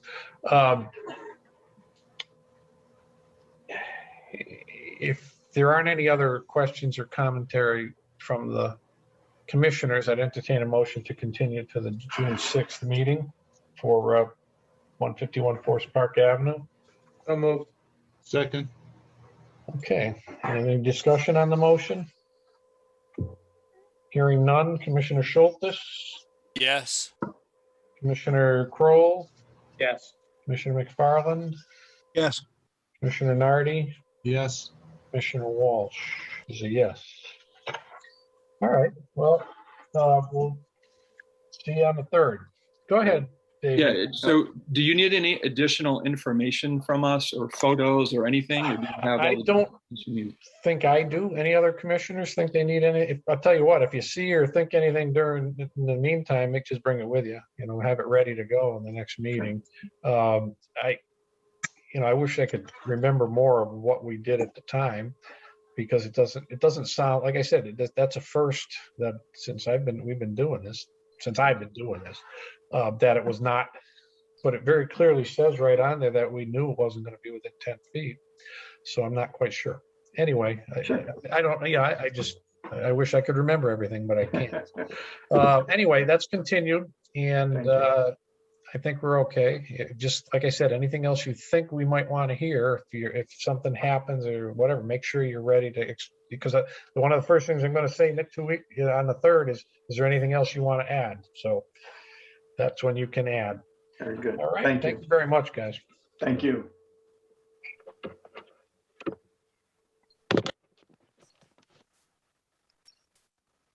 All right, now we have 120 Harvard. This is a application for certificate of hardship at 120 Harvard. It says replace 40 plus windows. And the justification for the hardship is the high cost of replacing original windows and the condition of the existing windows. Okay, is Charles here with us? Let me see. Oh, there you are. If you could explain what's happening there. I see we have a stop work order on the property. Yes. Okay. I'm Charles Puthua, 120 Harvard Street. What happened is I lived next door to the house, and this house was vacant for a while, for a long time before I bought it. Yeah. And when I went in there, I have been working on it for the last 2 years, slowly by slowly, but most of the windows were broken. And when I connected the gas line, I was paying, despite that it was empty, we're paying like upwards of $1,500 a month for just to maintain the normal heating of the house. So I've been working on it. I went to the historical. I started with the roof, and then we went with the painting, and we replaced the windows. We wanted to replace the windows because most of the windows were there. Most of them, because of the condition of the wood, there was some little water damage. Most of them were beyond repair. There's no way we could have repaired most of them because they were broken. Okay. I mean, I see that you'd come before us before, but you didn't come before us for the windows. Yes, I did come for the. Yes, I did for the roof and the. No, I mean, I'm saying I see that we've issued, non-applicability for repairs that were going to be no change in design and material, and the roof shingles the same, and your painting. And then we had another non-applicability to repair the front porch and the, okay. So you replace the windows without coming in front of us? It was kind of, I was planning to, but I think my wife surprised me. I mean, it could be my fault, because she's the one who, she ordered the windows without my knowledge, because we've been working on it for a long time. We've been putting the money there all the time. So she ordered the windows when I was away. When I came back, they had already been put in there. So I was like, wow, we should have done. Yep. I have pictures of 2 different houses in my file here. 2 houses? Well, I got conflicting pictures here.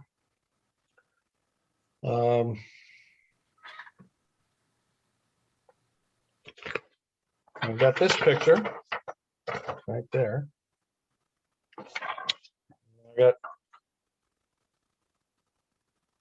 So this is the condition it's in now?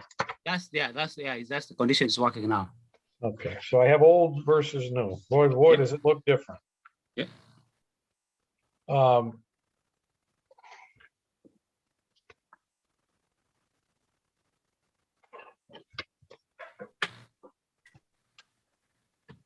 And you put, it looks like summer, you have like black, is it black storms? No, there are storm windows there. There are storm windows, and I realized most of the storm there. There were some of the storm windows for the front and the bottom part, because if you look at the top part, all the storm windows are there. The bottom part, the storm windows are in the basement. So when you're done I intend to replace the storm windows which were there, because I went to ABC and they said that they could get me some of if there's anything broken, they can get me the glass for the front. But I intend to maintain the black storm window from the outside, all of them from top to bottom. Now it looks like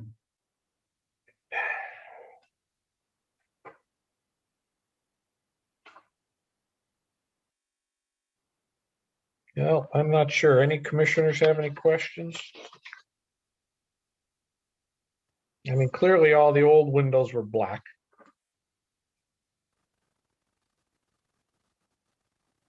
On the 3rd floor, they had some.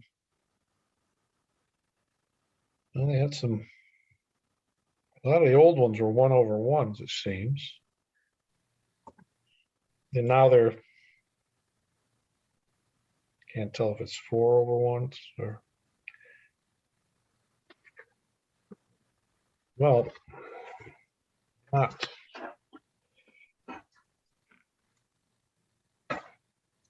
Okay.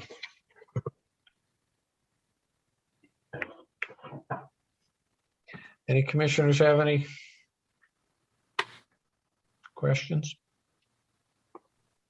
How many windows have been replaced so far? 40. Oh, so all of them? 40 out of 40? Yeah, most of them. Yeah. No, there's 40. It has like 46 windows. The ones all to the attic, there's one on the side there. Those ones with all the grills, like I don't remember how many there, but those are not being replaced because they are not broken.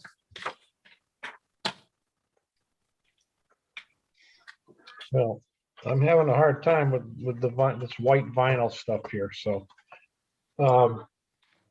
is there anything else you'd like to add? We have to continue this for public commentary. Any other questions from commissioners? No, I'd just like to make a comment. I agree with you I have a difficulty with the white vinyl as well. Yeah, and the grids aren't matching. There's some issues here. Yeah. If there's nothing else to add, I'd entertain a motion to continue the application for certificate of hardship at 114 Harvard Street until the June 3rd. I just want to add one thing. I apologize.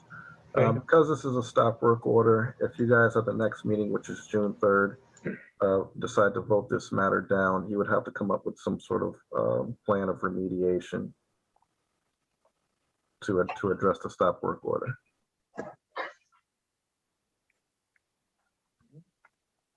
At the next meeting.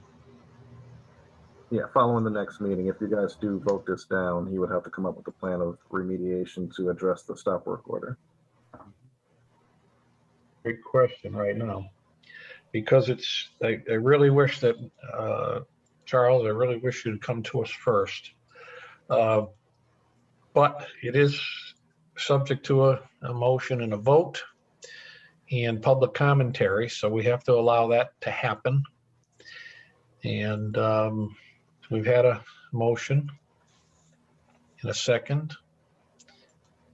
Is there any discussion on that motion to continue? No, hearing none, let me call the vote. Commissioner Nardi? Yes. Commissioner McFarland? Yes. Commissioner Kroll? Yes. Commissioner Schultes? Yes. Commissioner Walsh is yes. Okay, that's going to be continued until the June 3rd meeting. All right, thank you. Okay. Okay, what else do we have here? We have, that takes care of the top half. Right through it. Now we're on other matters properly before the commission.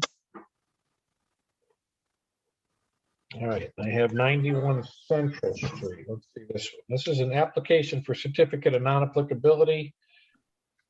Construction of a antenna tower, 50 feet height, 13 from the structure, 4x4 base, not visible from front of the structure, distance from the rear fence, 41 feet, purpose to use ham radio operator, communication during disaster relief operations.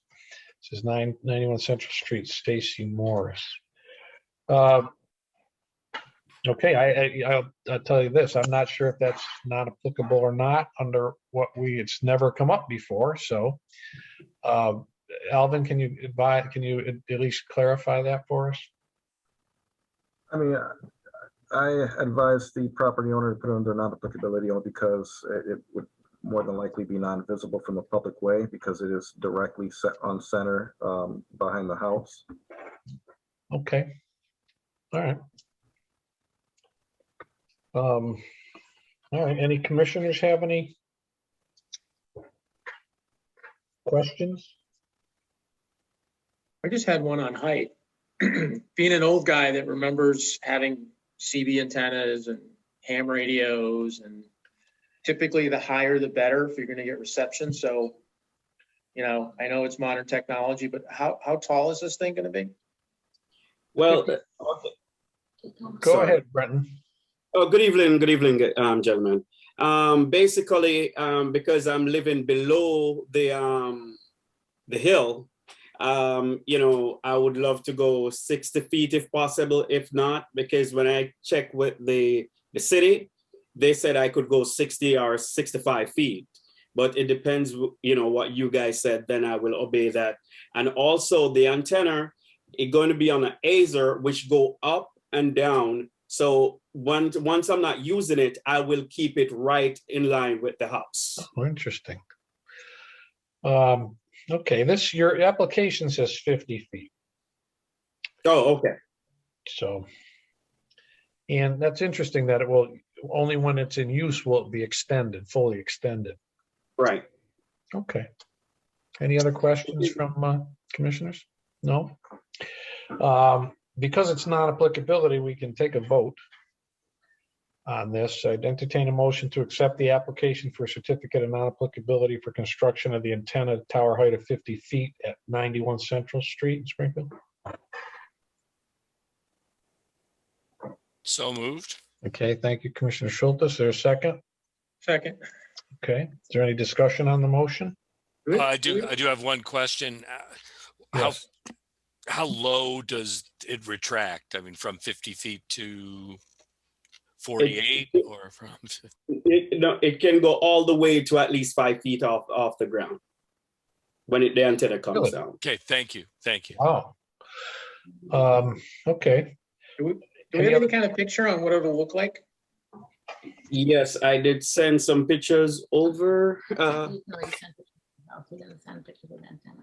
So you could, if you want, you could bring something. Okay, I will get some pictures to you guys then. I thought I mean, there is a picture here of what in it, like it's just a general antenna, but it really can't be the type you're putting up because this one is clearly braced high up by wires, so it's probably not coming down.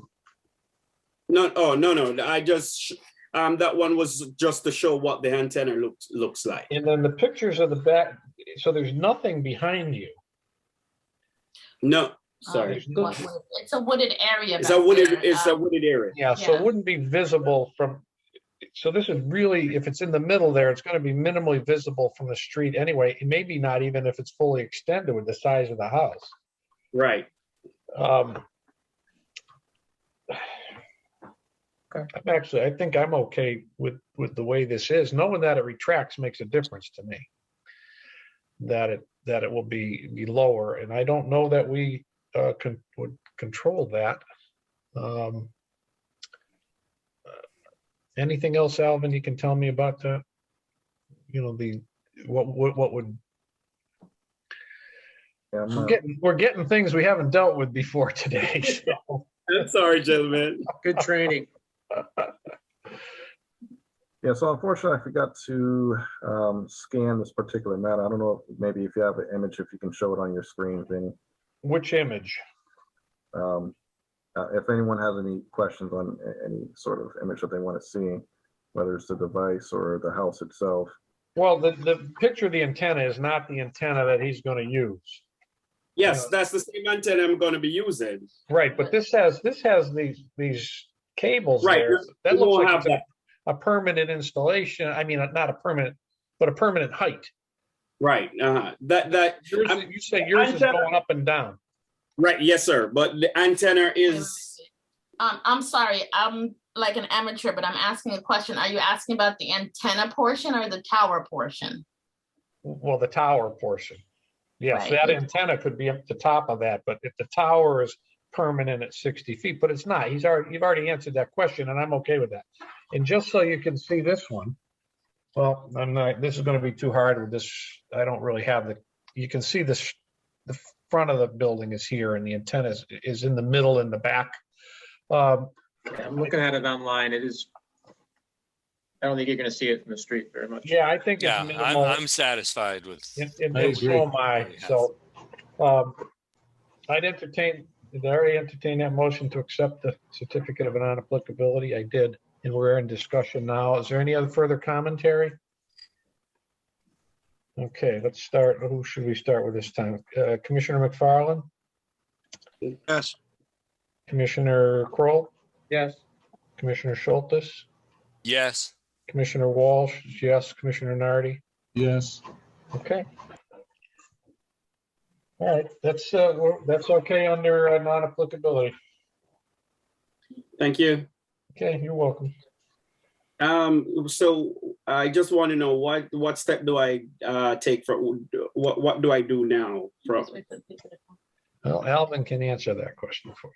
Yeah, so I'll send you an approval certificate signed by the commission chairman. You just take that certificate to, I don't know if you need to go to the building department or what, you know, I don't know who you need to take it to, but I will give you a certificate of approval following the meeting. Okay. Thank you very much. Okay, thank you. Have a blessed evening, gentlemen, and all the best. You too. Thank you. Okay, now we have a letter of support. Oh, that's not.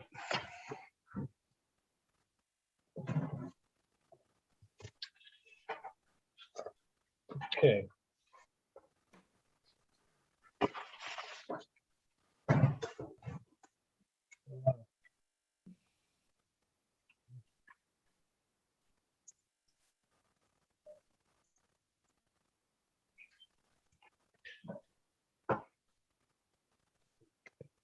Letter of support 1331 Elm Street ADA accessibility. Do I have any paperwork on that? What do we need to do with that one? So this is all interior work. They did send me pictures, but they sent it to me late today, so I didn't have a chance to get it to you guys. Are there any interior restrictions on that building? No, so it's in the National Register District, so you guys only have purview on the exterior of the property. Okay.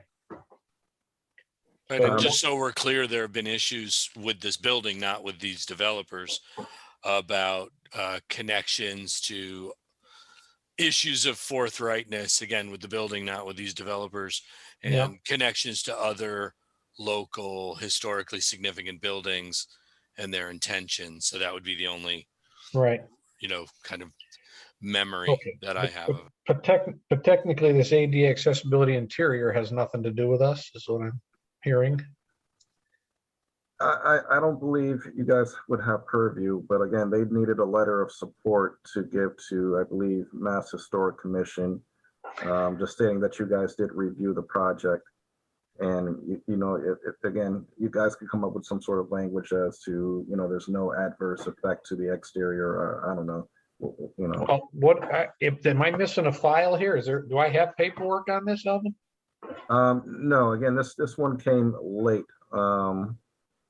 They just made the deadline so I could put it on the agenda, but I didn't have information that I could send to you guys, and they sent. All right, so I'm going to suggest that we not issue it till we see it. Can I get a motion to continue? Yep, that's fine. So moved. All right, any discussion on the motion? Was there a second? I wasn't sure. If not, I'll second.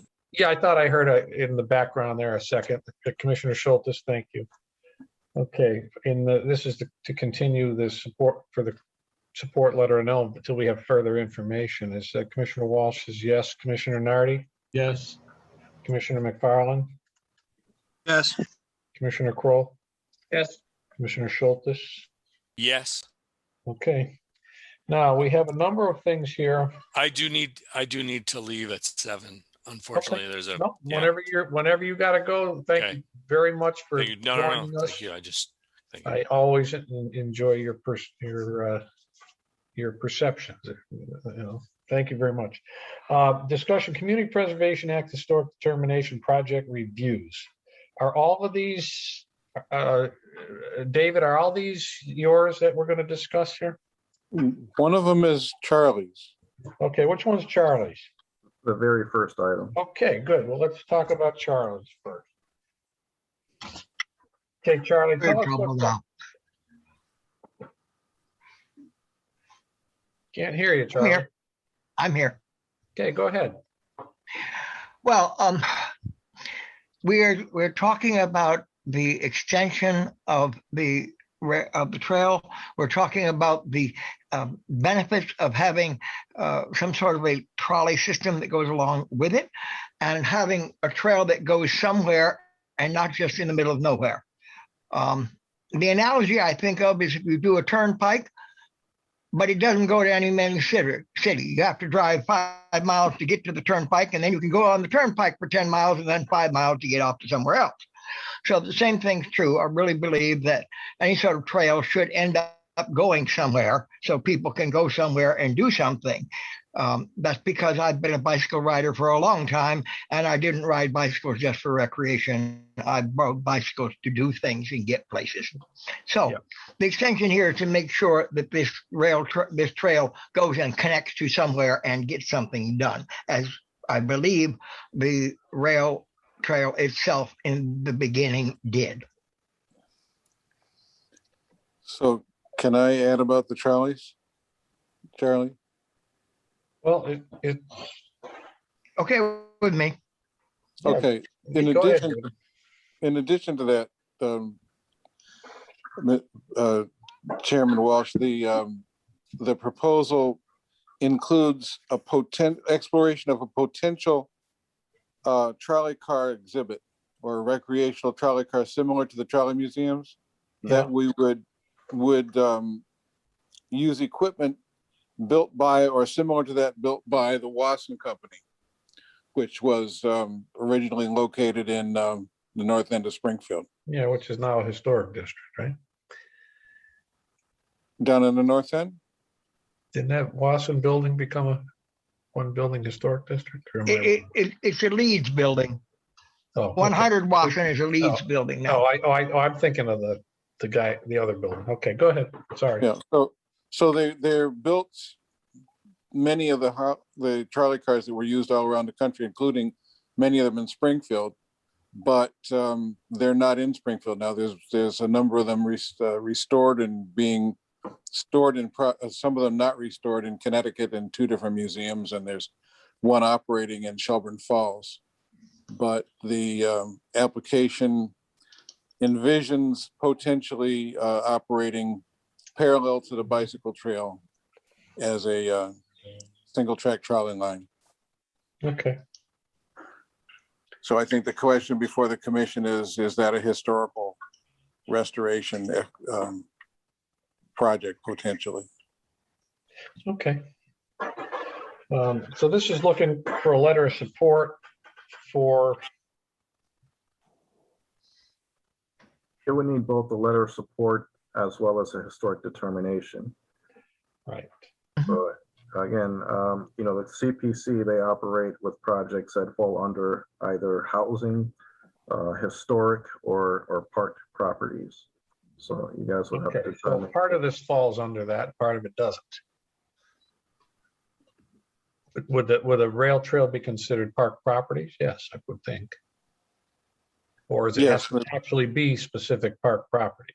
I mean, that's not really for you guys to determine. You guys are just determining the historic aspects of it. So no, I know, but if it's not going to be anything that, if it's not going to be considered, if it's going to be disqualified for some other reason, then it doesn't matter if we send a letter or not. So am I wrong about that? That's correct. Okay.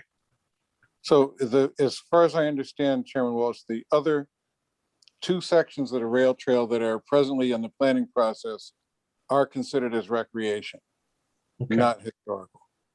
Yeah, I would think so. The historical component in this case, as I see, is the rail cars themselves, for people to be able to go and look at, and this is the thing that most of the people in Springfield wrote on. We're looking at 2 different letters here. One relative to the recreation, but it's not historic, so that really, I'm not sure why we're even talking about that one. I don't think you have jurisdiction over the recreation. I don't either. That's what I'm saying. I'm not sure why that's here. And I guess the question is, would we support something that created a trolley museum or exhibit? It's a recreational historic exhibit. I actually could if I thought it was a viable plan that it be created. Any other commissioners? And just let me, for the record, that Commissioner Schultes has left the meeting. I think that the question is that we have to figure out whether it's feasible, and that's what we're trying to do. Okay. Well, I mean, it's a museum with historical rail cars that may have been created in Springfield certainly could be considered historic to me. Whereas the rail trail itself doesn't, like I said, I immediately didn't feel like that was in our purview, so we won't be commenting on that one. Any other commissioners jump in, because we're covering a lot of new ground tonight. And I'd love to have some opinions on there.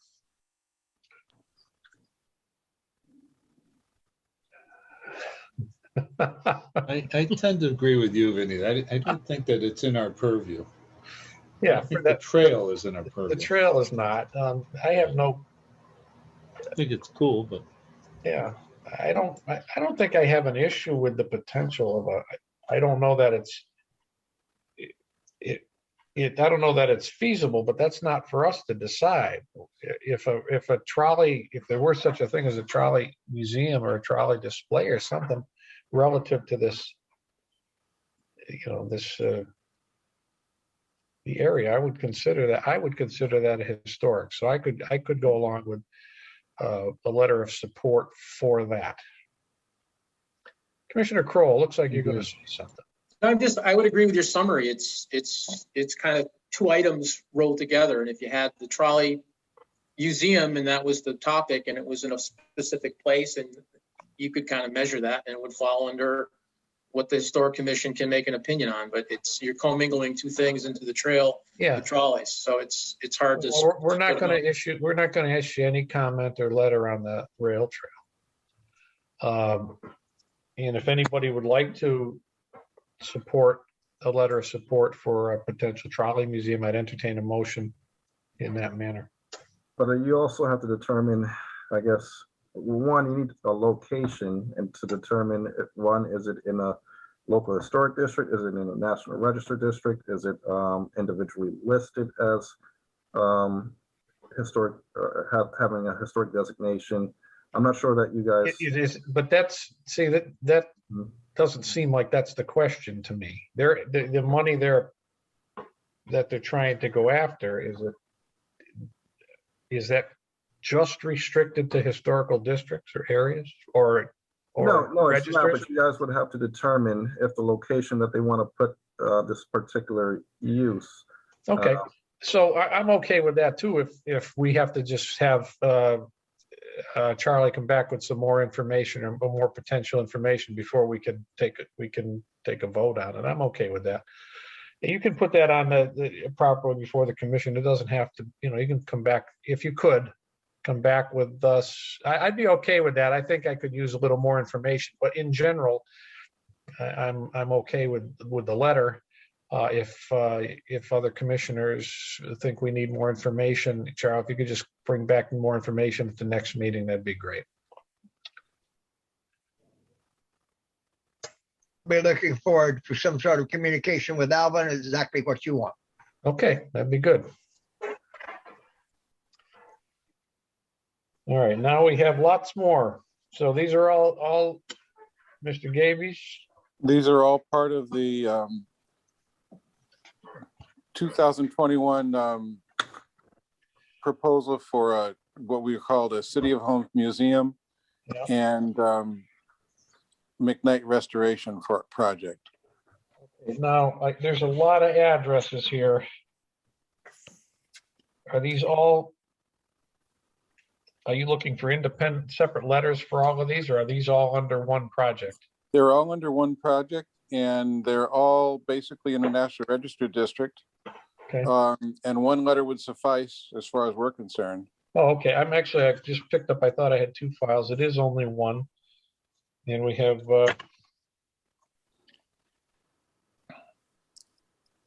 Kibby House, Architecture Crafts and Washburn House, Interpretive Signage, Self-Guided Tours, McKnight National. I mean, obviously we've talked about these before, David. I know additional funds requested to support restoration of threatened resources and specific common area improvements. And I don't know if any of the commissioners got a chance to review these. They're looking for loans and grants. The essence of it is, I think the only new information is that we did some research and we looked into the traffic signal light that's missing. Part of it's missing on the corner of Dartmouth Street, St. James Avenue, Worthington, and Dartmouth Terrace. Mm-hmm. And we found out what it's called. What it was. It's what it was called a dummy light.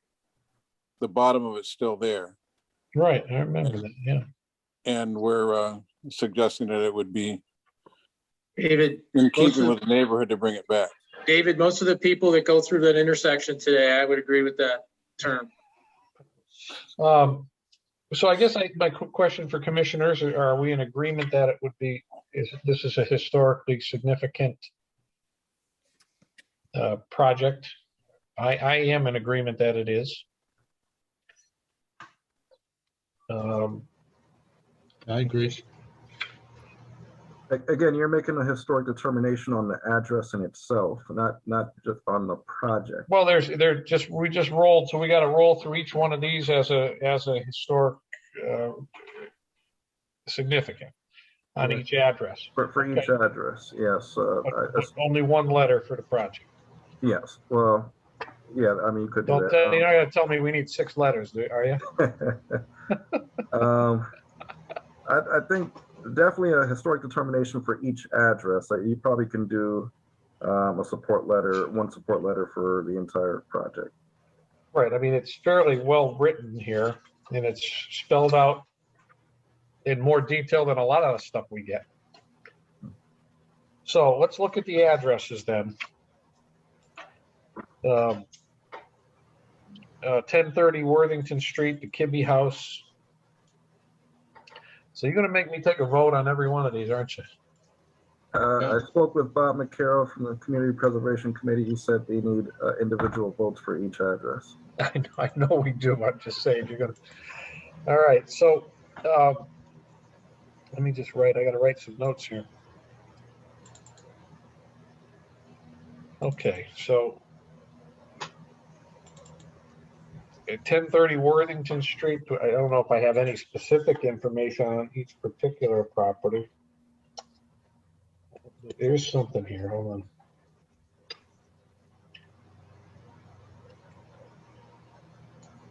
on.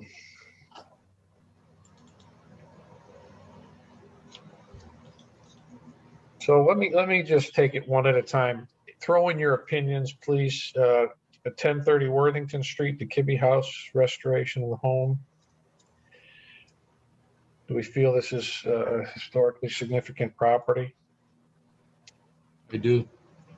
Okay, then I would entertain a motion that to be so. So moved. Is there a second? Second. Is there any discussion on that motion? Hearing none, I'll call the vote. Commissioner Walsh says yes. Commissioner Nardi? Yes. Commissioner McFarland? Yes. And Commissioner Kroll? Yes. Okay. Now we have 62 Westminster Street, Washburn Carriage House, restoration of the Carriage House. Again, I would consider that historically significant. Any discussion from commissioners?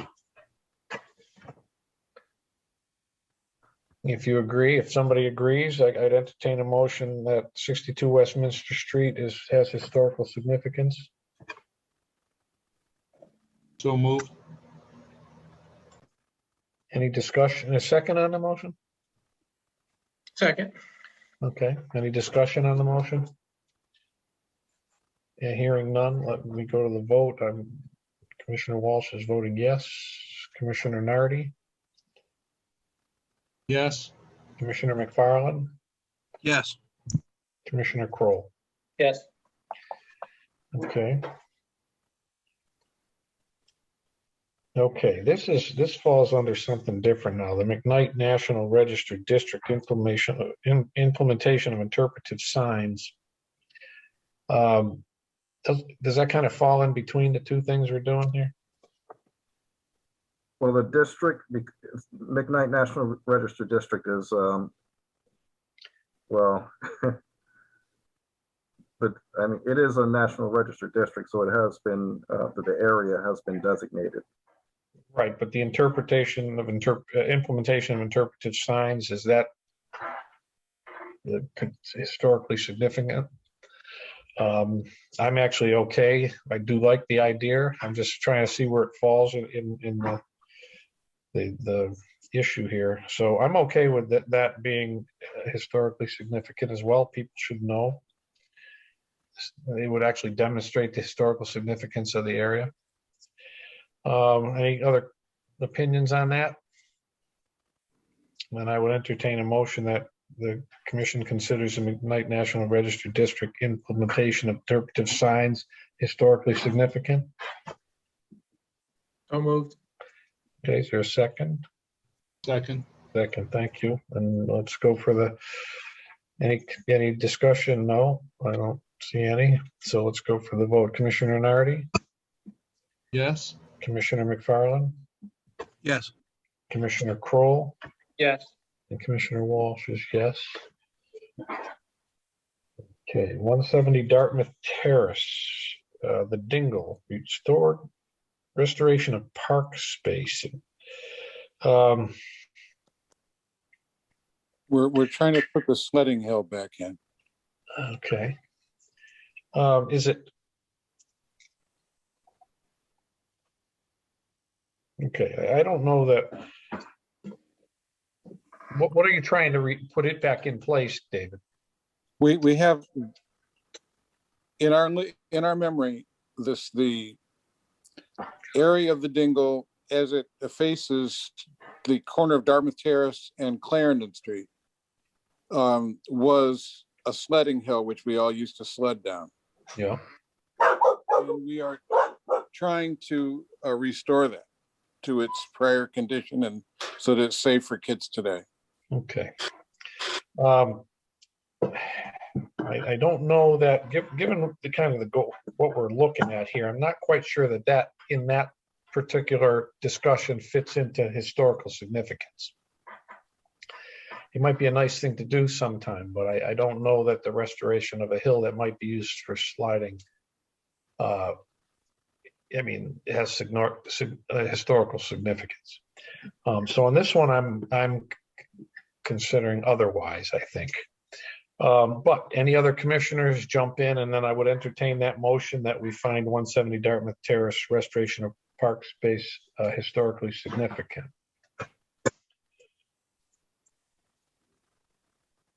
So moved. Okay, is there a second? Second. Okay, and we'll vote on that one. Commissioner McFarland? No. Okay, that takes care of it. Commissioner Kroll? No. Commissioner Walsh is no. Commissioner Nardi? No. Okay. I'll make that one. And then the 65 Magazine Street Magazine Park. I know that's been restored a few times in the past. Restoration of the park space. Well, it's been improved. It's been improved before with a new park equipment, but we've never really done anything to embody what its heritage is, which is it was the location of the original arsenal for George Washington and Henry Knox. Okay. And all right, well, that's we feel like it should be made part of the architecturally and in terms of its experience, part of the historic neighborhood rather than just a baseball court. Okay, now okay. All right, any commissioners have any? I just had a comment. I don't believe 65 Magazine Street falls within the McKnight. Must be it's just not, outside. It's not in it. It's just outside. It impacts. Okay, so you guys will be making a determination based off of either history or Well, it sounds historic enough if George Washington's arsenal was there at one point. Yeah, he slept there once. He slept there once. He slept downtown. I saw him. That was Polk.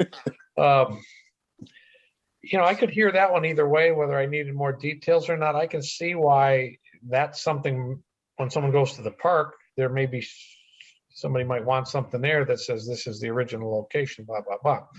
I don't know if that was part of the plan. But the restoration of park, replacement of park equipment doesn't sound historically significant to me. So it's kind of, this one is kind of in the middle of the two. So somebody else want to throw an opinion out there? What would it be? What would the approval go toward for improved use at Magazine Park? Would it be something to commemorate the historic piece of it, or would it be like a park improvement? My idea is that there should be both. That there should be something that commemorates the history of the location and its relationship to the neighborhood, and also that as we, build park improvements and so forth, that should be done in keeping with the neighborhood. Okay. So that comes to as Johnson School, which faces the McKnight National Register District and it faces the Winchester Square District, came before the commission, and the commission had a lot to say about how that was designed, even though it's not historically a school location. Okay. Well, I think if that's, I don't have knowledge that was where the arsenal was. I mean, it's good to know that. I think I could support that if it was something relative to that. What word am I looking for? Disclosure. You go up and you read something that says this is where this was. I think that is historically significant. That the location is. I don't know if the replacement of park stuff is. So whether that's that support could be to designate, to, what word am I looking for? To designate that the park was originally where George Washington's, I could look at it that way. So I guess I can suggest that it's historically significant. Yeah, I'm okay with that. Any other commissioners? See, I'm talking myself into it the more I think about it. If there's no one else, if somebody would make a motion that the 65 Magazine Park is historically significant, I'd go ahead. So moved. Thank you, Commissioner Kroll. Is there a second? Second. Okay, thanks, Brian. Okay, any discussion on that? Okay, Commissioner McFarland, Yes. Commissioner, hold on, I marked the wrong one. Commissioner Kroll, Yes. Commissioner Walsh is yes, Commissioner Nardi? Yes. Okay, all right. And that leaves the intersection of St. James Avenue, Dartmouth Street, and Worthington Street, restoration of original street signal light.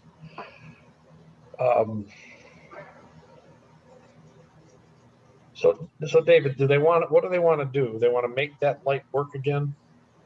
The idea is to, it's working now, but the idea is to last time I drove through there, I think it was working.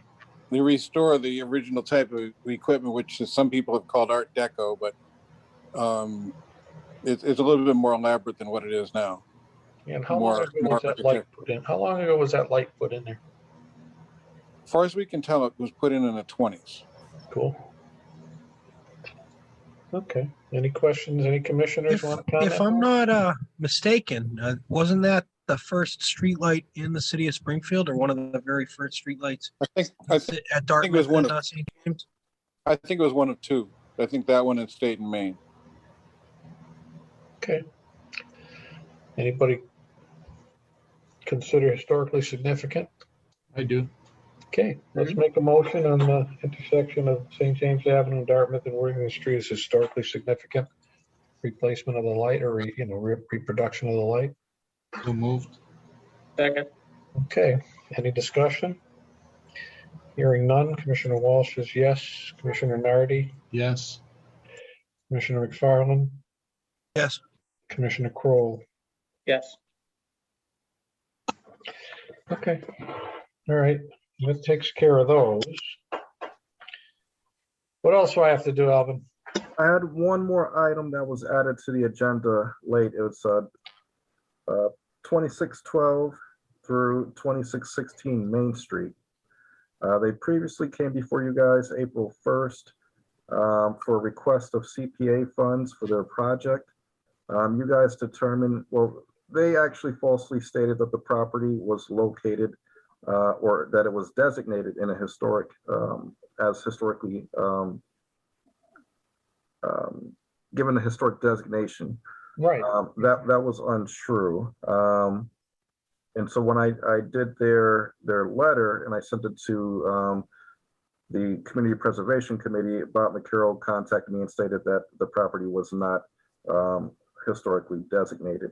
So therefore, it needed to come under a separate category, which you guys would have to again decipher whether it's, whether it's historically appropriate because of the history of the structure or events that occurred there, or if it's historically appropriate because of the architecture. Okay, well, what do we know about the structure? Do I have something here on it? I don't think so. If you emailed it to me, I can't pull it up now. And my email, my internet is down for some odd reason, so or my network is down, so I can't share it with you. I don't know if you guys want to pull up the building, if someone can screen share or Google and screen share. Again, the address is 2612 Main Street. The property is on the north end at the corner of Main and Arch Street. It's on the corner of what? Main Street and Arch Street. Okay.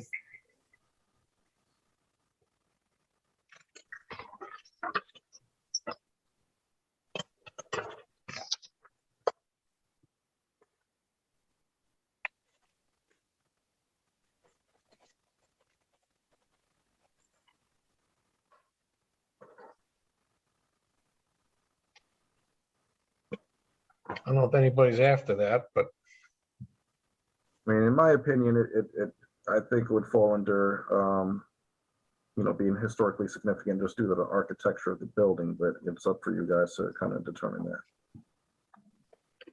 yeah, I don't know why I can't even picture the building right this minute. I can send you the picture if you want it. Oh, that's what I thought. Somebody's going to put the picture up. Yeah, I can't put anything up, so I can't. Al, can you put the picture up? I'm going to try. Okay. The only thing I can see was built in 1907. Okay. I mean, it sounds like it. Yeah. Oh, there we go. 4 stories, 20 units.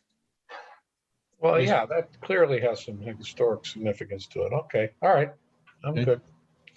I was picturing a completely different building, I'll tell you that. So I would entertain a motion that we find that the 2612 to 2616, is that what you said? 2612. Yeah, 12 to 2612. 2612. Yeah, to 16 is historically significant. Is that all they're looking for? Is that? That is historically significant due to its architectural. Right. Okay. Character. Yeah. If somebody would make that motion. So moved. Second. Okay. Any discussion? No? Okay, Commissioner Walsh says yes. Commissioner Nardi, Yes. Commissioner McFarland, Yes. and Commissioner Kroll. Yes. Okay.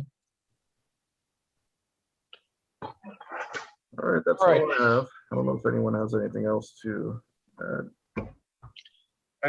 Did I miss anything today? I think you did great. Covered a lot today. That was a lot. Good job for your first time. Well, there were 3 or 4 things there we never looked at before, so it's kind of fun. And the good attorney was there keeping an eye on us too, which is always good. Anyway. I just have one ask. If no one's got anything, Vinny, and it's the thing we talked about last week was, I have an interest. That's right. Go ahead. As currently set as an alternate with Victoria's exit, I don't know what the process is, Alvin, but I'd like to have a full seat instead of the alternate seat. I think you should. You've been absolutely helpful. Right, and I agree. So, so moved. I'm not sure if that's a vote we take. We can send a letter. I would send a letter to the mayor's office. Okay. And move that we send a letter to the mayor's office requesting that Walter Kroll is moved into the resident seat instead of the alternate seat. Well, you can second that, but no matter what, we don't have a quorum to pass it. How about I just send a letter asking the mayor to move Walter Kroll up to the resident? Sounds good. I withdraw my motion. Okay, because it can't pass, and we don't want to vote it down. And then he can do what he wants. Is that okay, Attorney Shuchuk? You think that's okay that way? Yes, I do. Okay, thank you. I learned the hard way that you can't just assume that someone's on the board, because I thought that for the traffic commission, and I found out that's not how it works. Yeah. We all serve the mayor. I just didn't know what the process was. So I just. Right. No, I'm happy to write that letter for you, Walter. You've been right there with us. You're there every meeting, and I appreciate that, the dedication. Believe me, as we all know, it takes some at times to just hang in there and get this work done. So I think having Walter there helps Vinny and I look historically significant. I think that's very important. Well, I'm looking historically significant, that's for sure. Anyway, I appreciate it, everybody. If there's nothing else, I'd entertain that motion to adjourn. So moved. So seconded. Okay, all in favor? Did you want an opinion on the 151 Forest Park Ave, or that? Yeah, that's the one I see. I knew there was something, but I went right past it. Which one was that? I think it was the utility meter, where the person had to hide. You just had the bush hiding the utility meter. Utility, yeah. Was that? What did I want to know? I just heard an opinion, and then I wasn't sure exactly what the question was is in terms of when the It bush. was relative to the lattice work. Okay. Oh, whether that could be considered a permanent thing that somebody would have to maintain if we said it had to be there. That's right. Thank you, Okay. David. Yeah. Right. So, all right, I'll try to get that for you next. And that's not the one I was thinking of when I went through the files, but that other one never came up. So when it does, I'll call you if I can remember what it was. Perfect. Luckily, it wasn't significant. Anyway, thank you, everybody. We'll talk to you Vinny. soon.